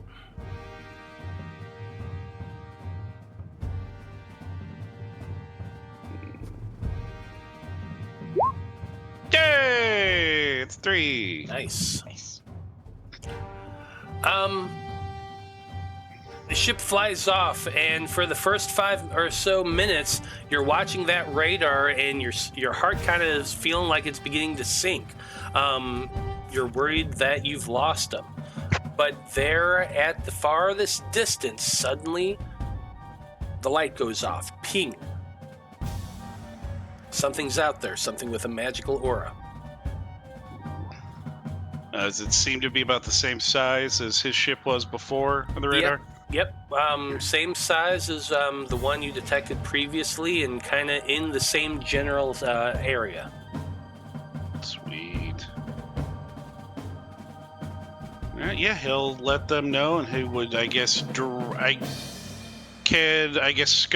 Well, I guess it's Lark's the one that's piloting the ship. Mm-hmm. But I guess, is there some kind of display for Lark as well? Or is it just back there with me, and I guess I would redirect her to where to go? Yeah, it's more of the second one. Okay. The control panel that she has on the side displays like the map of the general region, but not much. There's not much there on that one because it's just empty space right about here. It like shows speed and different displays about the engines and stuff like that. Would it give like kind of coordinates, like we would say it's, so many minutes south, so many minutes, like actual GPS, kind of like if you have a battleship? Well, like if she were to pull the map far enough, if she were to do that, she could theoretically see like the Rock of Ral at the distance, but like that's at the kind of extreme edge of that map even. And you're in wild space right now. Yeah. But I'm assuming, would it be like because obviously it wouldn't be north, south, east, west directional kind of thing, but is there going to be some kind of indication on the radar for me to give them a heading to head for? So like, hey, it's... you can give like directions. There's not really coordinates in the same sense. It's more of like, but there are cardinal directions that you use based on your ship and other general landmarks. I guess we got port and starboard and stuff like. All right, so, things like that. Yeah. Zolos would be relaying that information to Lark to let them know where to go. Okay. Telling them, hey, there's a blip. Does it seem like it stopped, or does it seem like it's still moving? Still moving. Okay. Well, at least, maybe they just whoever this person was, if it's maybe they don't see us, maybe their ship was damaged, or maybe he can't look at it because he's got to control everything else. But those are a lot of ifs. But yeah, he would just be telling Lark, hey, this is where we got to go. Okay.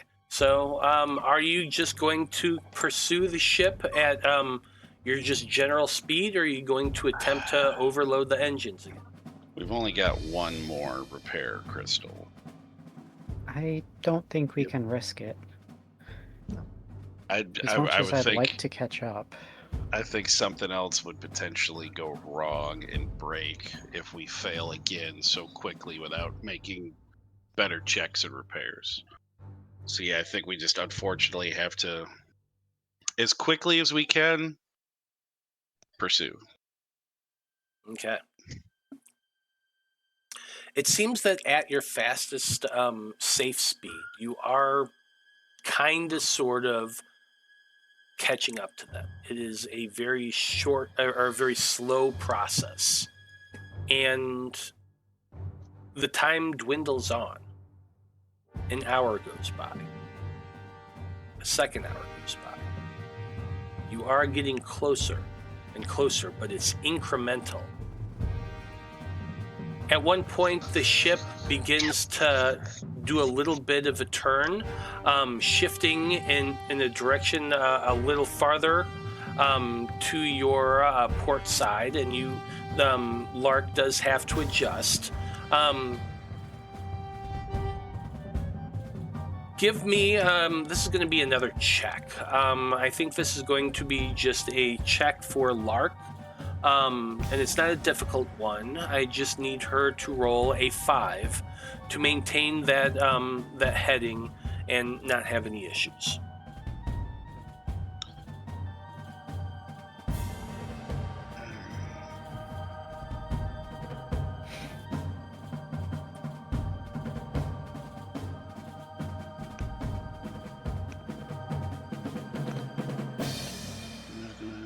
Maintaining it a 5. That's another 3. Nice. Nice.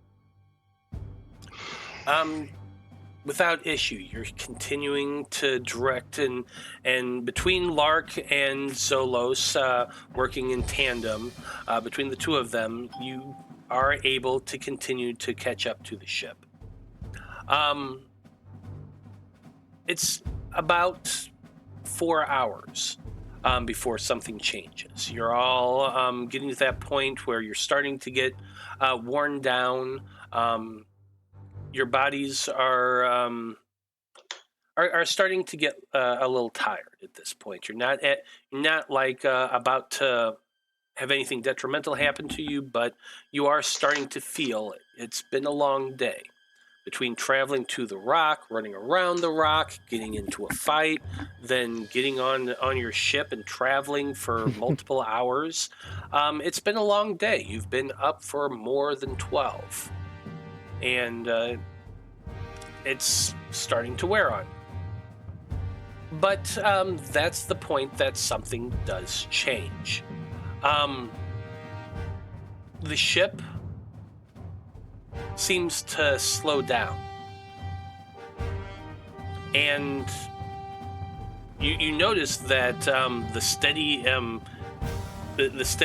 shortening between the center and your ship and that suddenly shoots forward. You go running over to the window.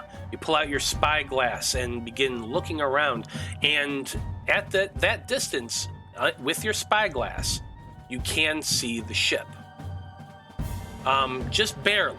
It's at the farthest distance of your spyglass's vision. It's almost just little 2 orange pinpricks of light. But it is there, and those pinpricks kind of grow a little bit more dim. Based on how you've been traveling and observing over the past 4 hours, you estimate that if that ship continues its decrease and at the speed you're currently going, you're probably going to catch up to it in about 20 minutes.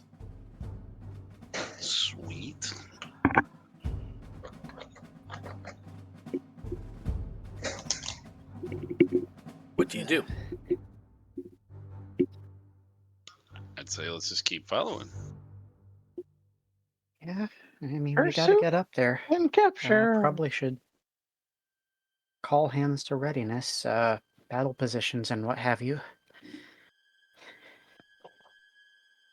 We don't know why they're slowing down. It could be a trap.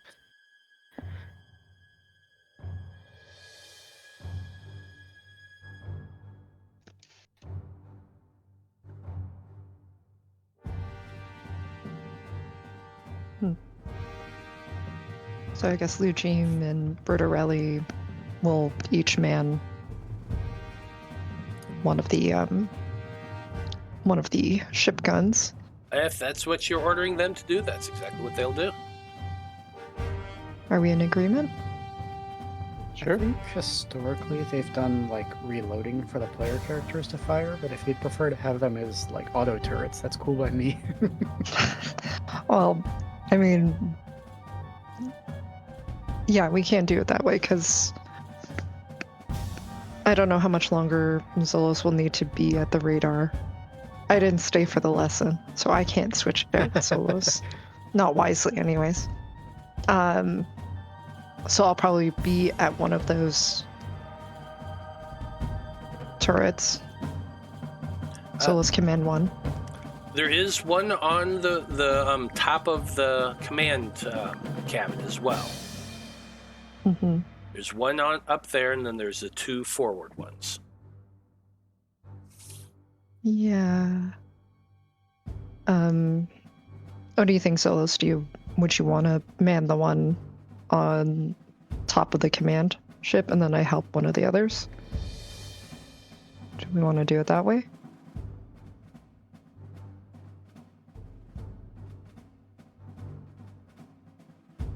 Because we could do it that way. If you're saying something, Zolos, we can't hear you. Well. Fun fact, that's how you would sign that. Mm-hmm. Like an ASL, I mean. Boomy, what are you doing? Just puttering around the engine room, like picking up all the broken parts and stuff and putting them together for scrap. Then yeah, that's all I'm doing. I'm tidying up again. Okay, so you're going to stay down in the engine room during this. Mm-hmm. Gotcha. Zolos would be manning one of the ballistas. If they need me, I'll be ready to throw an explosive out the window. I want to make sure that the ship runs correctly. That is fair. Okay, so Zolos, are you going to take the one on top of the cabin, or are you going to take one of the ones out in the? Yeah, on the you deck? can do the one up on. You can do the one on top. Okay, take the one on top. That way you can go up and down to check the radar. That would work. So Dr. Bloom, you're going to take the one on the starboard side, I think that is, and Lou Jeem will run between the two of them and load, while Bertarelli takes the other one. Okay, sounds good. Okay. Well, with that decided, Skarn, you are in your command throne, watching as all this plays out. You are connected to the ship, and you can feel that flow of power going to the engines. Lark has them up on at just that full speed right now. And as you're sitting there watching, Zolos, you're down at the lower level watching the radar right now. You would notice that ship is beginning to make a turn. You're starting to see it kind of arc a little bit and then spin around.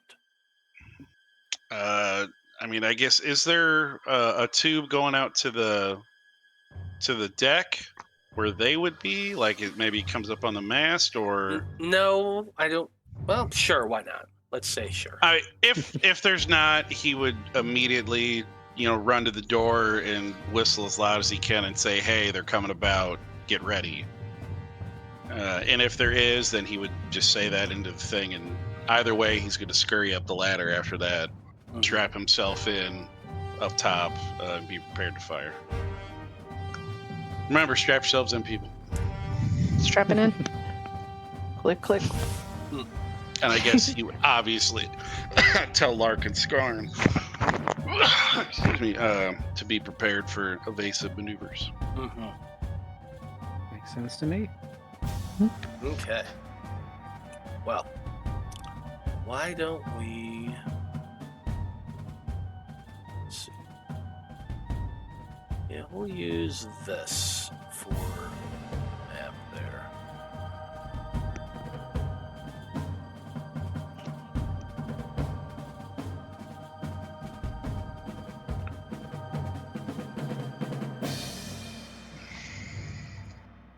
Okay. Your ship is cruising along. Lark is piloting the ship, and after about 20 or so minutes, those of you who are on the deck of the ship would see in the distance a silhouette of something blanking out the stars. It is the ship, and it is coming towards you.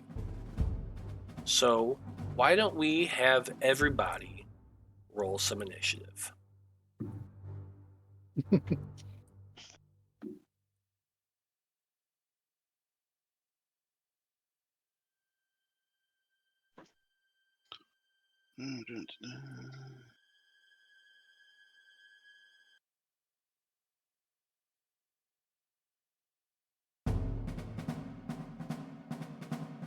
So,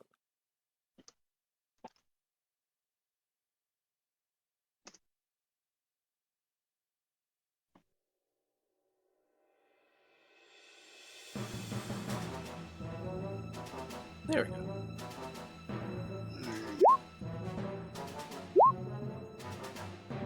No way. Rolled a 2. Nice.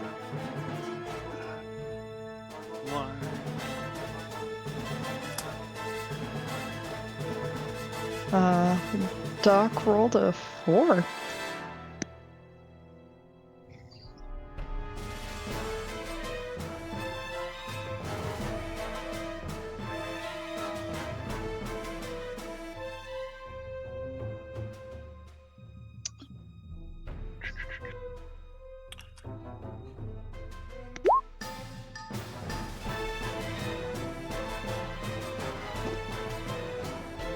It's a 3 for Lark and a 9 for Zolos.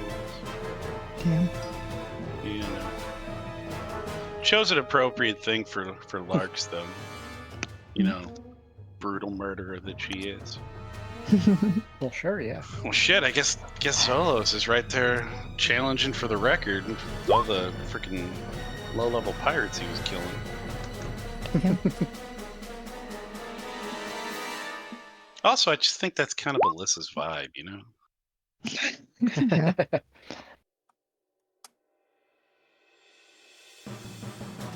Okay.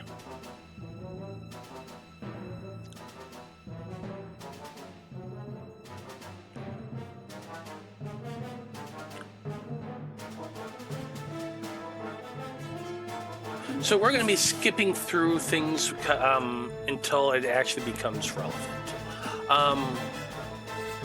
For right now, I need Lark to give me a piloting check.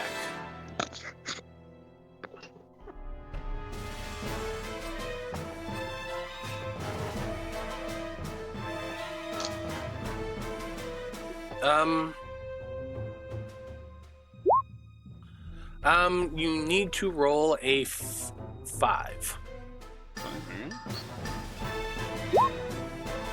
Oof. You know what? They have the points. So we're gonna burn them. Damn, alright. Okay. Damn, alright.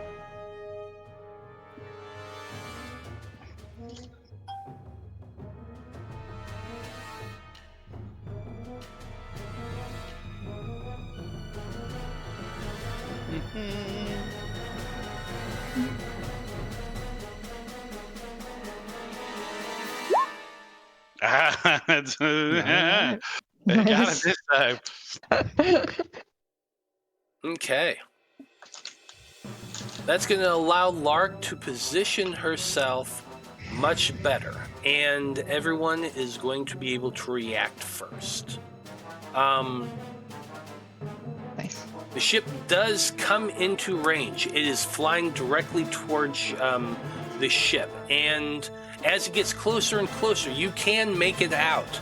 Sure enough, it is the Barracuda, and it is coming in your direction.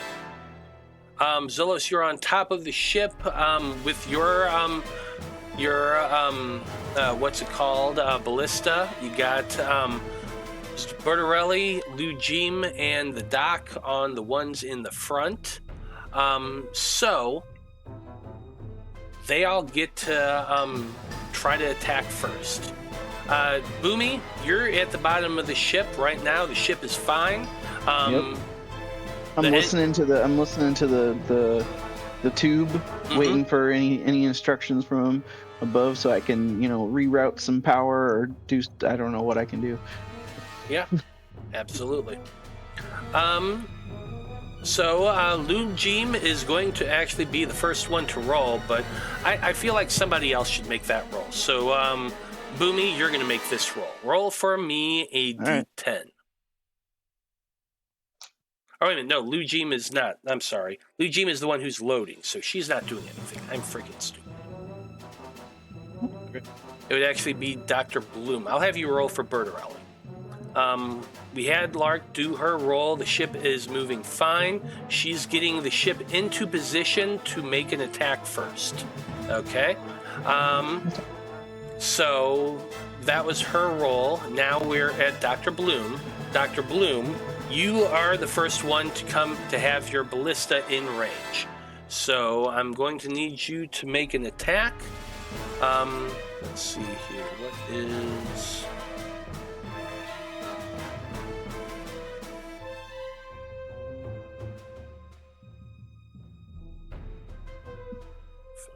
There it is.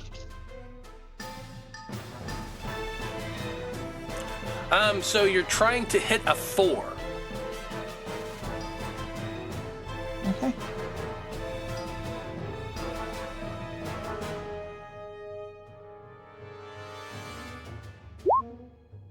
Are you fucking kidding me, Doc? It's a 10. Dang. Your first shot just goes wide. You're too far out of range. And the ballista bolt just goes sailing past. Next is Bertarelli. So, Boomy, roll for me a D10. You're trying to hit a 4. All right.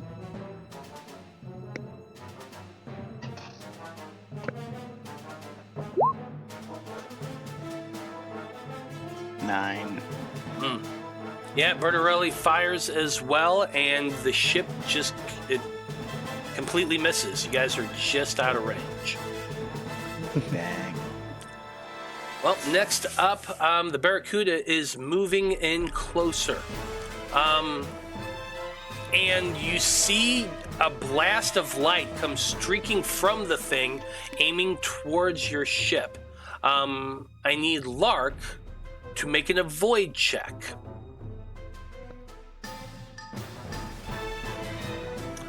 She has to beat a 6.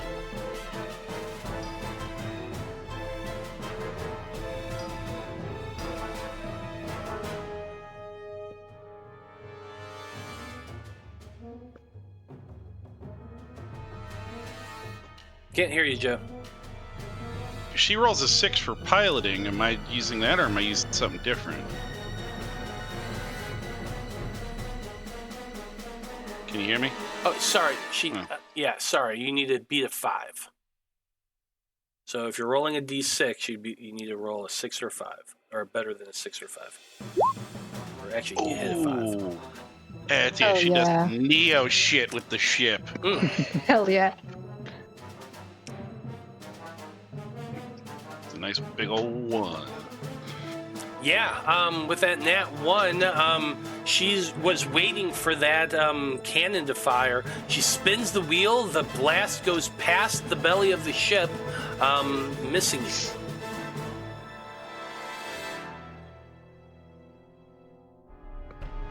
It is then going to be making an attack with its with a ballista. So this one you also need to roll. Actually, no, you really don't. You're just... Yeah, no, never mind. You don't need to roll for that one. Just Lark is too good. Yeah. So I'm not gonna have. I'm just gonna say that ballista bolts from the other side are shooting through space, just completely missing your ship. Hell yeah. Hell yeah. Zolos, you're up.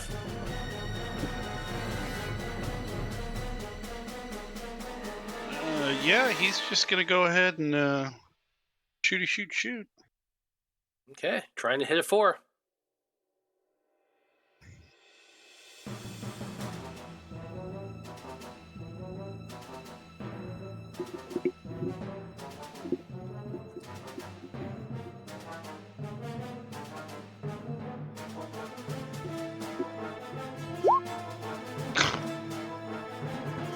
It's a 9. Damn. 9. That is a miss. Okay. Hooray. You're trading shots, but unable to really score anything. That's going to be it for Zolos' turn. So far, the ship's not having any issues, Boomy, so you're just watching the engine. Make sure that it's okay, and it seems to be. Okay. Blue Gmon, her turn is going to be moving to load up the crossbows, the ballistas. So that's what she's doing on her turn. Skarn, do you have any thoughts from where you're at on the command deck?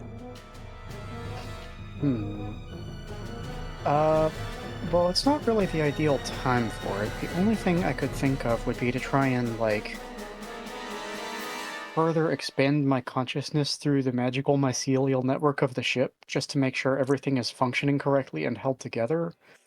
But maybe I should wait until we're not in the middle of a fight to do that. Probably. Become one with the ship. Yeah, we're gonna go from being made of rock to being made of wood. You see how it goes.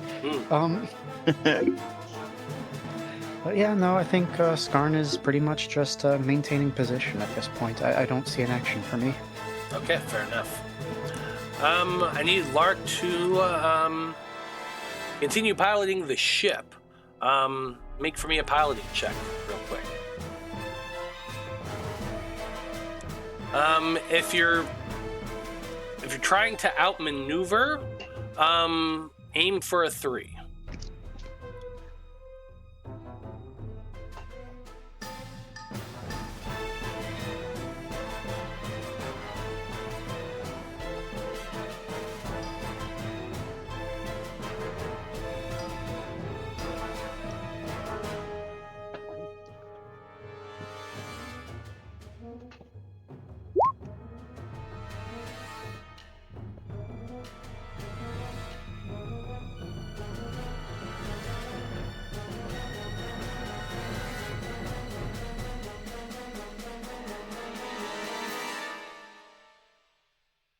Sorry, it's a 1.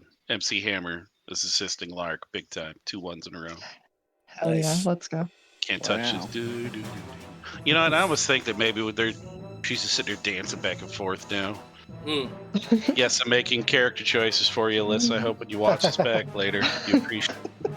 Okay, since you rolled a 1, you are going to get your ship into an extremely advantageous position, right alongside the ship. So what that means is that you guys are going to be making your attacks, and the defense of the ship is increasing by 1. So it's going to be a little bit easier for you to try to hit them. Exactly how close are we? Like, are we kissing hulls? No, there's a space between. Unless you're wanting to try to. If you're wanting to try to ram it, you certainly could without one. I was almost thinking it's like, let's board this motherfucker, but it'd be a lot easier to get up and close just to stab this bitch. I mean, so just keep in mind you're flying at extremely fast speeds. I know. That's what I say. Like, if we were right there, like next to him, we could try and match speed. But if we're that far off, we're. Yeah, you're going into. You're like passing each other. Yeah. So, like, you would have to like spin around them to do that, which you would not be able to do. At least not right now. You're telling me this ship doesn't have a reverse steering? Well, no. I don't think while we're moving. No, we can't pull the Maverick maneuver where he slams on the brakes. We can't. Yeah, I don't think the ship. Yeah, no, that doesn't work for this, unfortunately. But Dr. Bloom, you're up next, and you got a pretty good shot lined up for to hit this ship. Let's see if you can make it. You're trying to hit a 5 this time instead of a 4.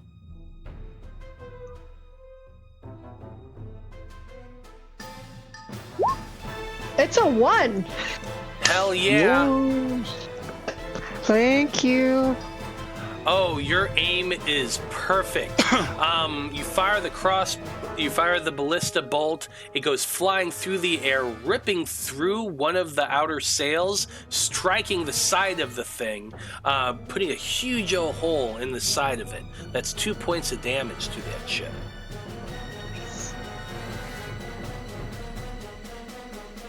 Nice one.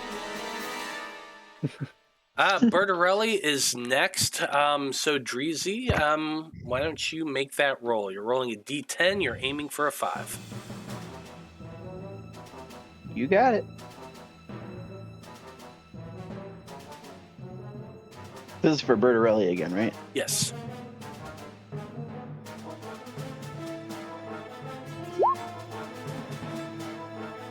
Five, right on the nose. Heck Boom. yeah. Yeah, Bertarelli's aim is true as well. Striking the side of the ship, that's another point of damage.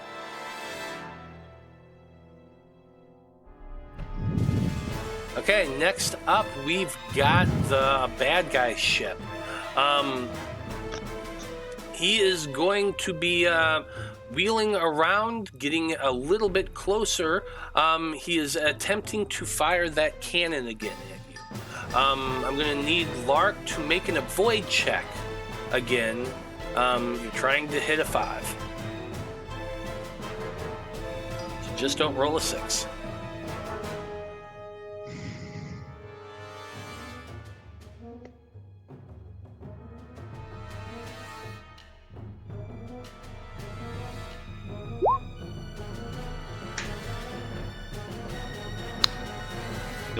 You let me down this time, MC. Ooh. Let me down. Oh, man. The ship's cannon catches the side of the ship. Boom! The Wayfinder is taking 2 points of damage. And there is a very large hole in the hull of the ship. The whole ship rocks and shakes from this hit.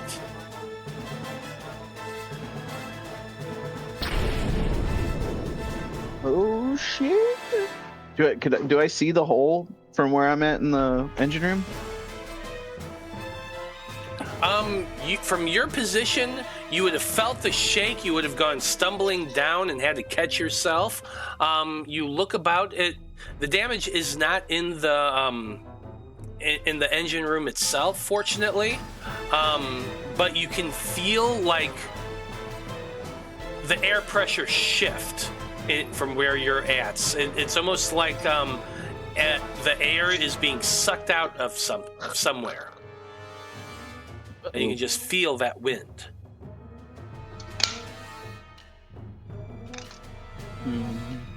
Okay. Zolos, you're on top of the ship, and the ship just got hit. Yeah. Well, yeah. What else is he gonna do? He's gonna shoot back. Okay, trying to hit a 5. It is 5. Oh yeah. Nice. You return fire, and your ballista bolt flies true, striking the hull of the other ship. It's looking fairly damaged now. The engines are still moving, though. Okay, we're at the top of the turn order, and Dreezy, you are up. You can feel the air pressure shift in the lower deck of the ship. You definitely know you got hit by something based on how the ship rocked and shook. What are you doing? I'm gonna try to determine where it is and if I can repair it. I don't know. I guess I'll just try to find it first. Okay, make for me a searching check.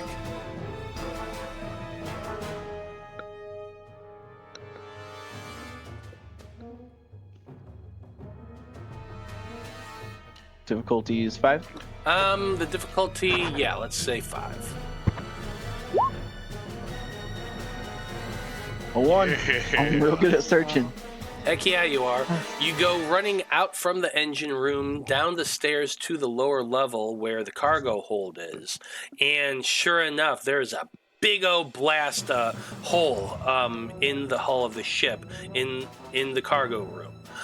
It's kind of high up. It is scorched. You can see like burn marks and stuff, but there's no flame, fortunately. But some of your supplies are starting to fly out from that hole. So now, is there like a suction effect happening, or because of the little bit of one on the ship? Is there? Yeah, a little bit of one. Not Okay. as bad as like real physics would be, but it's definitely pulling at you and your clothes, and like maybe you have a necklace and it's kind of pulling up a little bit, and you can see papers and bits of wood and stuff flying out of that hole. Okay. Good. Can I also roll to like look around for materials in the cargo hold that would help patch this up? I feel like that's a lot for this turn. You moved, you searched, and all that. Okay. We will That's come fair. back to you for That's that. cool. Next up is Lou Jean, who is working to load the ballistas. Skarn, you are tied to the ship, and you felt that blast. It's like a piece of you has burned away. It physically hurt a little bit in the back of your mind. You can tell that the damage isn't super severe. You can sense about where it is. And that ship is still out there. Is there anything you want to do during this time? Or are you just more focused on encouraging Lark? So the only thing that I could suggest to do is pretty woo-woo, and I don't know if it would actually be possible, but... So we just took a big hit, and I'm connected directly into the magic systems of the ship. Would it be possible to, like, I don't know, supplement the magical systems and make sure they don't fail because we just lost a big chunk of our hardware? Well, the good news is right now you don't need to. It's not so damaged that like it didn't damage the engine. Your thrusters are still firing and all that. It's just the outer hull has been damaged. Okay. Sounds good. Yeah, then in that case, I guess I'm still standing by. Okay. Well, I'm going to need a piloting check from Lark. Still at 5? No. Because of the angle of the ship and the fact that you just got hit by that cannon, it's kind of pushed you a little bit. You're going to have to readjust if you want a good firing position. Okay? So you need to hit a 4. God damn it. That's 5. I'd like to go ahead and spend effort to assist with this, because I'm not... Well, I'm you not are in the casting room, spells back so, here. I don't you need know. mana. Okay, go for it. Yeah, that's the only one I think can justifiably do that, since, Skarn is in the room. So Mm-hmm. It's the only time I can pull that trick off, though, so... oh, shit. I want to actually try and type things into the right computer. It's kind of a weird thing when you got 2 set up here.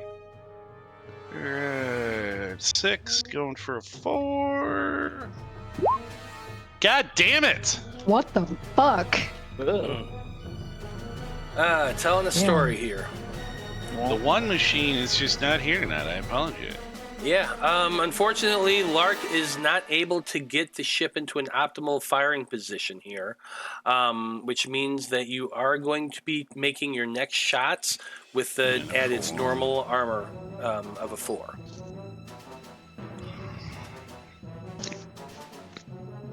So, Dr. Bloom, you are up first.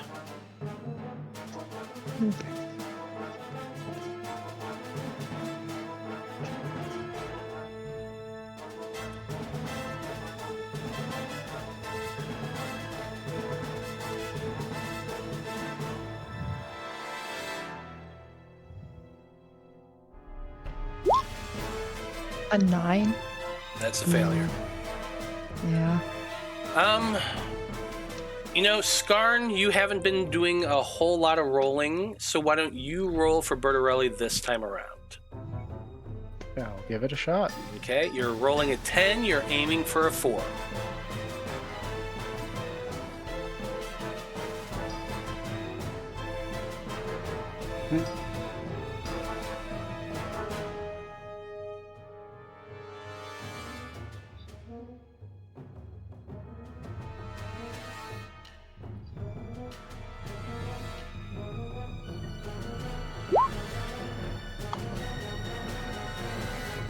Nice. All right.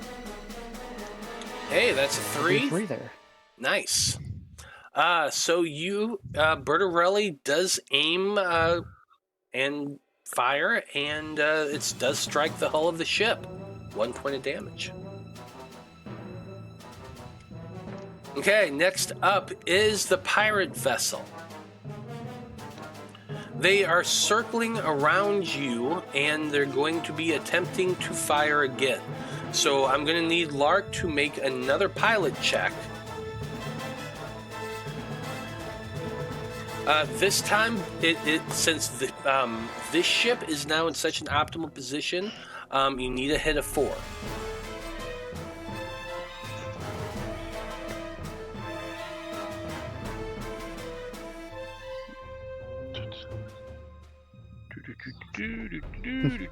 Let's not fail this one. That is a 2. There we go. Nice. Oh, yeah.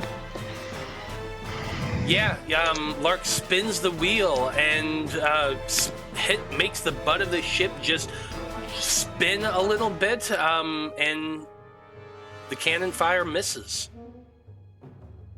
Good job there. Zolos, you are up next.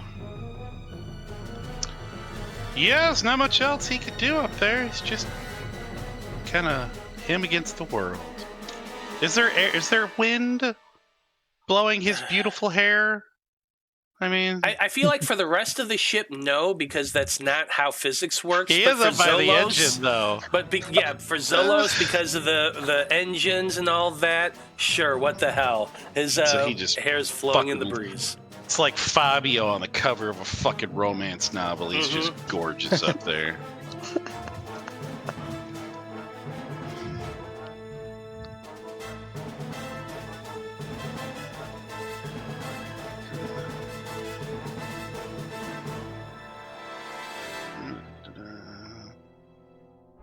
4 on this, or was it a 4 still?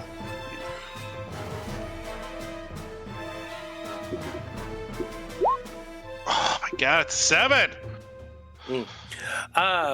That flowing hair just goes flying in your face, blinding you for a moment as you squeeze the trigger, and the ballista shot goes wide. He's okay with it. He's okay with it. We're back to Boomy, below decks, staring at this big old hole in the hull of your ship. You wanted to look for something to fix the ship. Make for me a searching check. Feel like you're aiming for a 4 here. We've got 80% of material, so I guess it just depends on if you know where we put them. You said 4? Yes. Here goes. 5. Okay, so bad news is your roll was to determine how much actually got sucked out from the ship. You do see the materials to fix your hull. There are scraps, there are big planks of wood, nails, everything. But some of it has been sucked out of the ship. You've lost 20% of your building materials. No.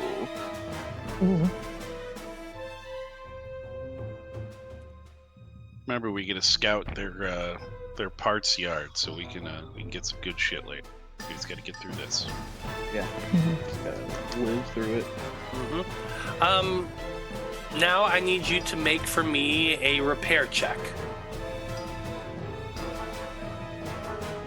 This is also going to be a 4.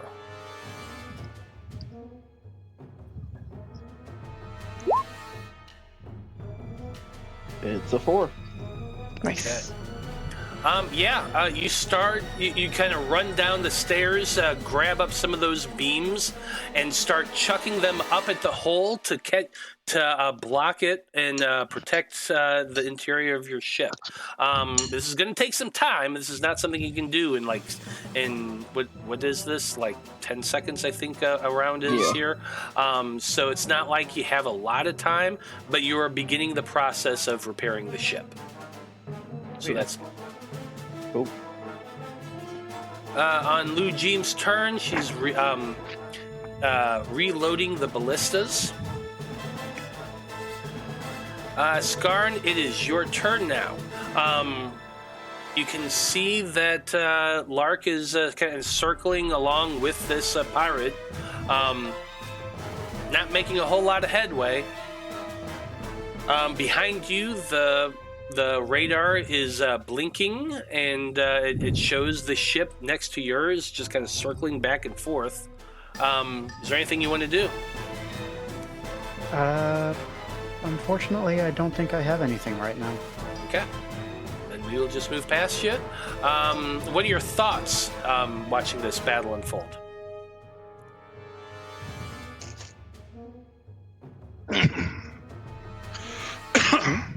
Oh, well, I mean, we knew it was gonna be bad, but I admit I didn't expect him to be able to fire the cannon and fly the ship. That's a surprise, but, you know, it's, I guess this is what happens when you go out to murder people. Is you get shot at. And it's bad. Life lessons from Skarn.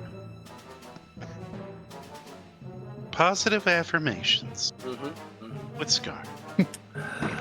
Let's see if Lark can get the ship in a better position. Roll me a piloting check. You're aiming for a 4.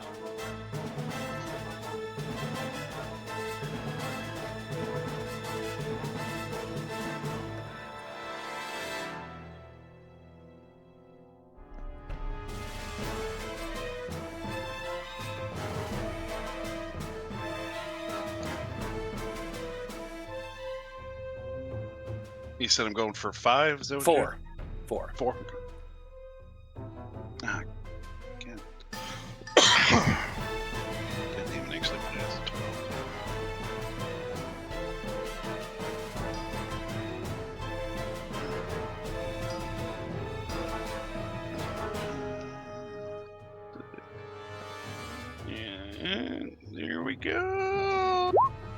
God damn it!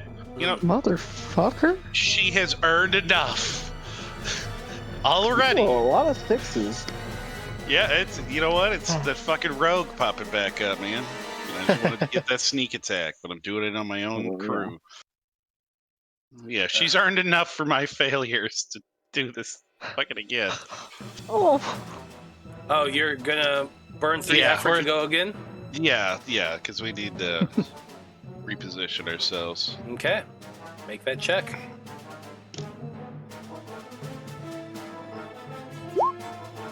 It's 4. Hey. There you Thank go. fuck. Finally, Lark, with some clever placement, has managed to get in an optimal firing position again.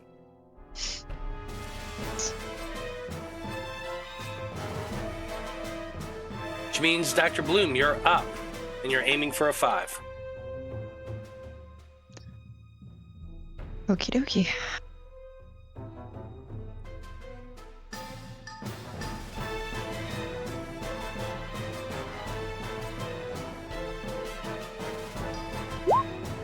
It's a 4. Heck yeah! You line up your ballista, fire. It goes streaking across, striking the mast of the ship. The mast you see is beginning to crack, and it leans downward a little bit at a bad angle. You have cracked the mast. Nice. Very nicely done. Mm-hmm. Heck yeah.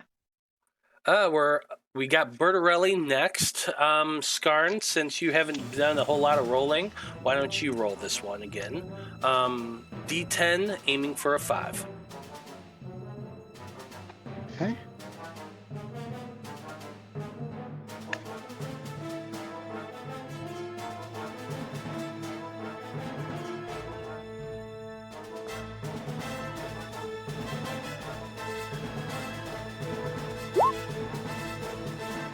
No, I guess not. Nope, not with an 8. Less. Okay. The ship is going to be moving, but they do not have a good shot at you. So this is going to be a void check from Lark. She needs to roll a 5.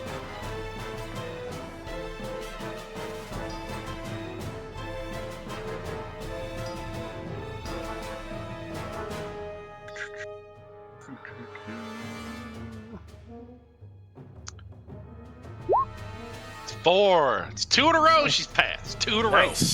Nice. Hell yeah. Yeah, you're able to whip that wheel around and move the ship to just in time to avoid another cannon fire. Zolos, you're Hell next. yeah. Yeah, just keep going.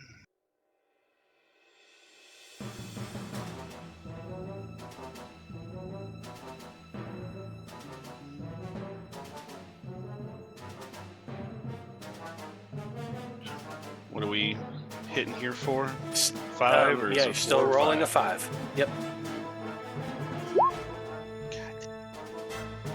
You know what? Maybe I have enough at this point. I've failed quite. Yeah, I did. I had 3, so it's not like I ever actually fucking use them. You gonna burn them? Yeah, yes. Go for it. Burn that effort.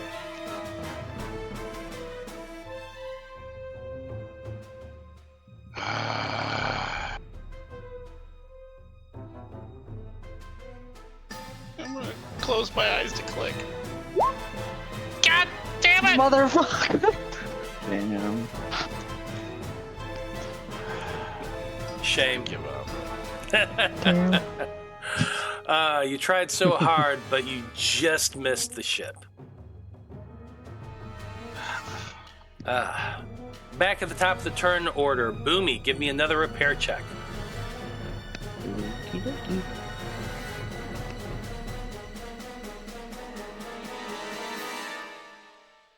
This is basically you trying to save as much of the supplies in your hull as you can. Ooh, an 8. Oof, yeah. Unfortunately, you're like securing that first beam in place, but shit's still flying past you. Not doing a great job, but still trying. Trying. Lou Jeem is at the top of the is on the deck reloading the ballistas, so that's going to be her turn. Skarn, Yo. you're just kind of watching things unfold. Seen several of these cannon shots shoot right past the ship. It's got to be nerve-wracking. Yeah, it's not great, but it's also pretty much the only thing I can do.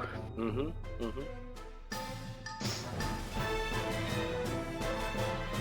Lark needs to make another piloting check. Are we going for a 5 still? Or a 5 or is it a 4? Go for a 4.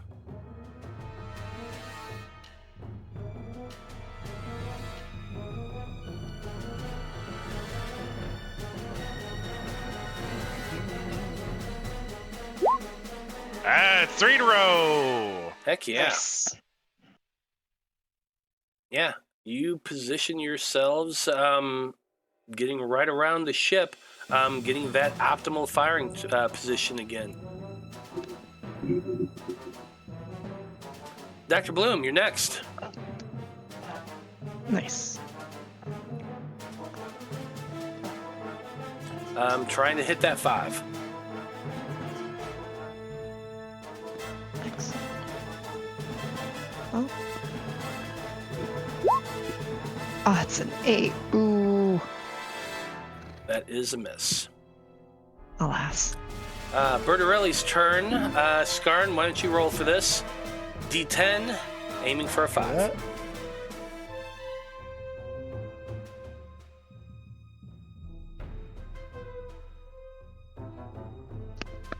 Yeah. If I can get to the keyboard, I'm just going to roll this.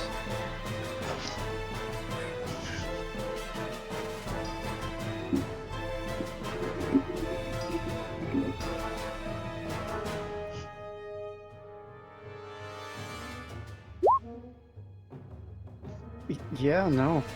Definitely not, no. No, that is a critical failure. Okay. Next up is the pirate ship. He's trying hard to hit you with that cannon. Lark needs to make another 5 check for her avoid. It's 3. Hell yeah. Alright. Yeah, protecting your basically, the two of you, the ships are just corkscrewing around in space, firing at each other, missing over and over again. Spinning around down the green. It's hilarious. Zolos, you're on top of the ship. I kind of imagine you're getting a little dizzy watching this. Probably. I mean, I'd say he's getting a little green, but I mean, it's kind of redundant here at the end.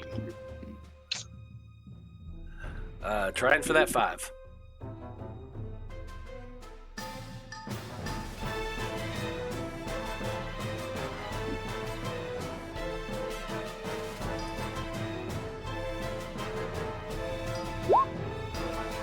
Oh, fuck.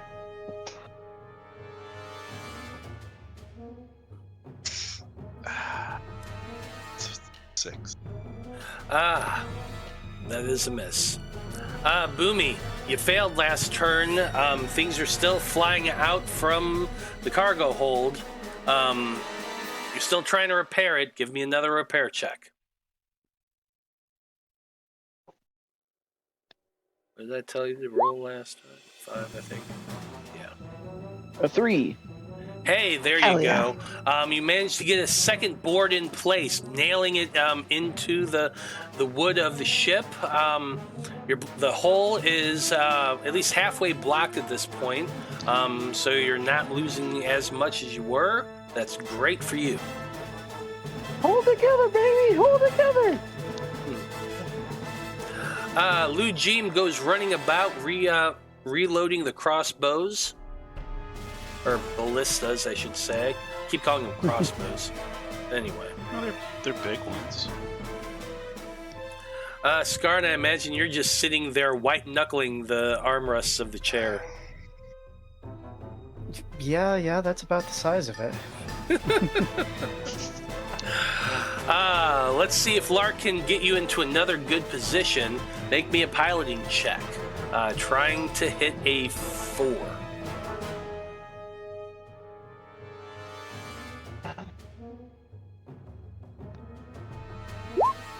Fucking Lark's on roll. Yeah, Hell she yeah. is. Yeah, you keep putting that ship in a good position, which is great. So, Dr. Bloom, need to hit a 5. Can you do it? Well, let's see. I'm eventually going to hit you again. Wait.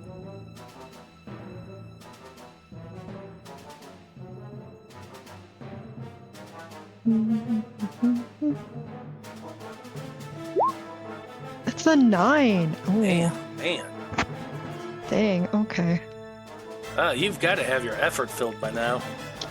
Oh, I do. I should just. You know what? Yeah. Let's just burn 3. I want to roll again. Go for it.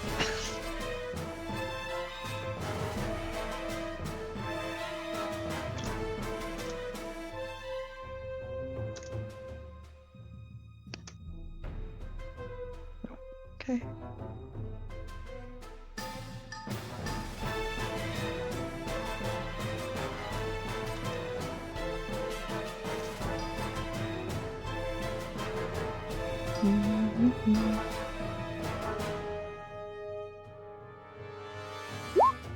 It's a 3. There you go. Thank goodness.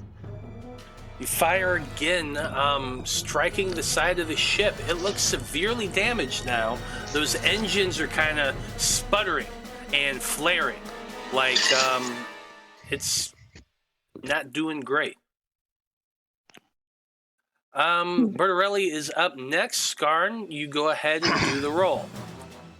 You gotta hit a 5 with a D10. It can't be that hard. You would think.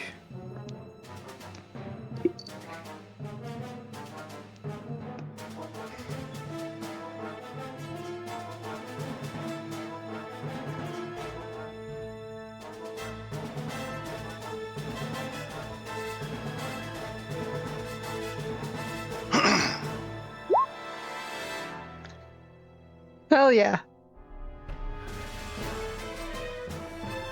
All right, okay. Sick.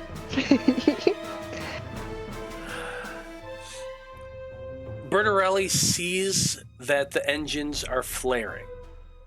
He swings his ballista around, aiming for that the engines. Fires. The ballista goes soaring through space, spearing the side of the ship, the back end where those thrusters are. The shot strikes true. The engines in a ball of fire, and the thrust ceases. And the ship just coasts along, dead in space. Henley.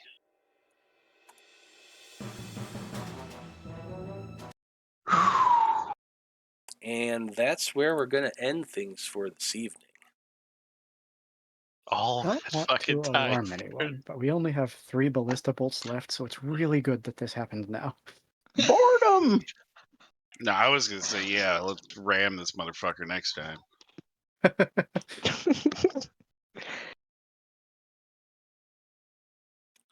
Yeah, the ship is damaged. It's slightly on fire. It's coasting, but it is defeated. Which means that I think it's about time y'all leveled up. Yay! Hell yeah. All right. Yeah. Noise. Do we get effort back on level up or just health?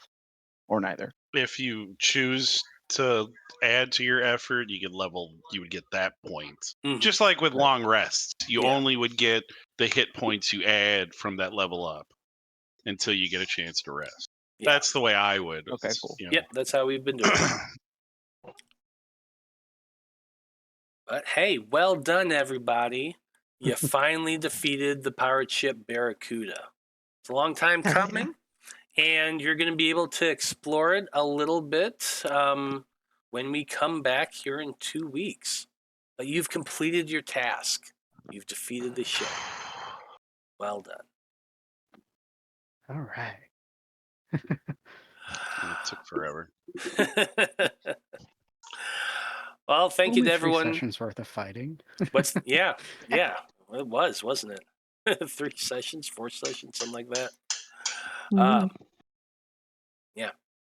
But hey, you did it. So we're going to find out what our heroes discover on the ship and where their adventure is going to take them next when we return here in 2 weeks. So thank you to everyone who watched this evening. We very much appreciate you tuning in and hanging out with us. Come on back in 2 weeks. It's going to be crazy. I wonder if they're actually going to find some cool stuff on that ship. All depends on the rolls. Mm. But until then, we like to go around our table and have everybody tell us who they are and where we can find them on the internet. And Skarn, you did the recap, so why don't you go first?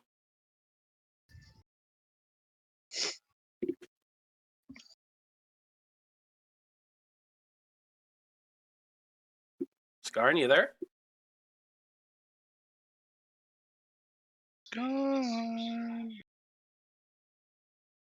Skarn, can you hear us? Buddy. I think it's just a tech switch up. Yeah, I think Yeah, so. sorry, the battery in my Oh. Bluetooth headset died at the very last second. Oh, Impolite. That's funny. But anyway, I was telling you to tell us who you are and where we can find you on the internet.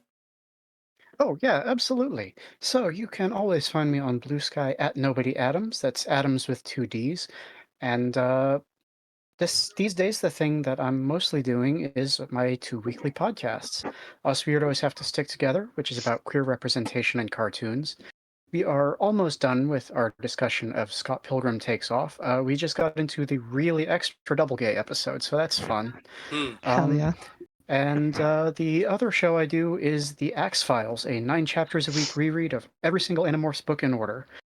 Our Patreon feed is just about to start the Hork-Bajir trilogy, or the Hork-Bajir Chronicles, I'm sorry, which is, it's really weird. It's like all of a sudden there's a hard sci-fi book in the middle of Animorphs for 9-year-olds. It's, you know. Why the heck not?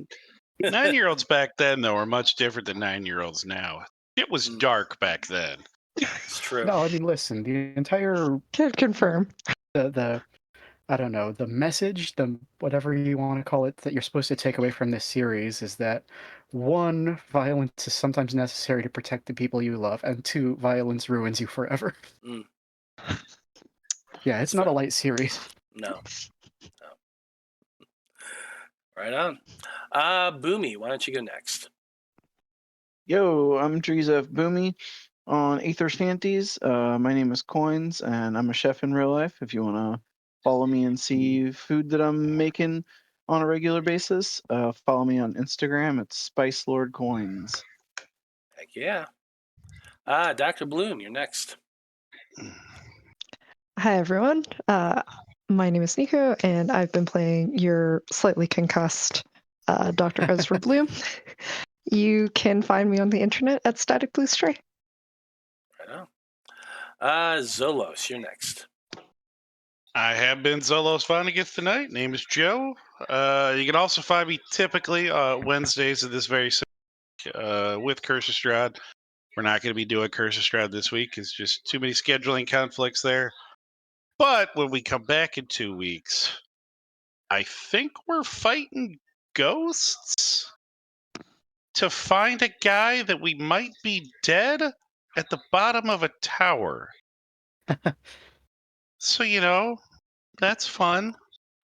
It's definitely complicated. Yeah, I think that's about the gist of what's going on. And yeah. Mm. I'd say you can come join me with the absurdity on X. Blood from Stone's my thing. Have you ever just felt that people are just too stupid to insult? That's going on like a lot. Like, Yeah. I mean, you try to use logic. Don't fucking use logic with these people.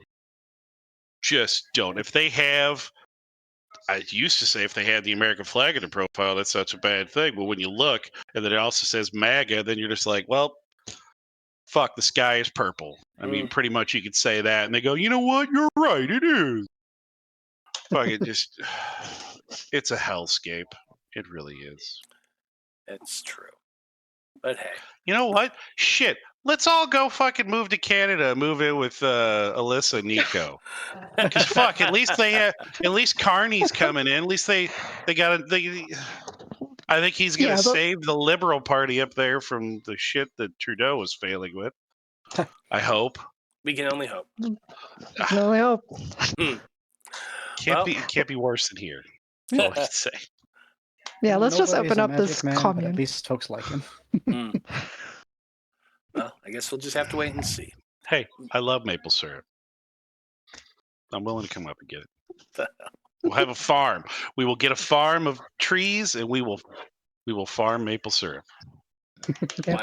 Sounds excellent. Why not? Why not? Well, I mean, there is the Cabal, but other than that, oh yeah.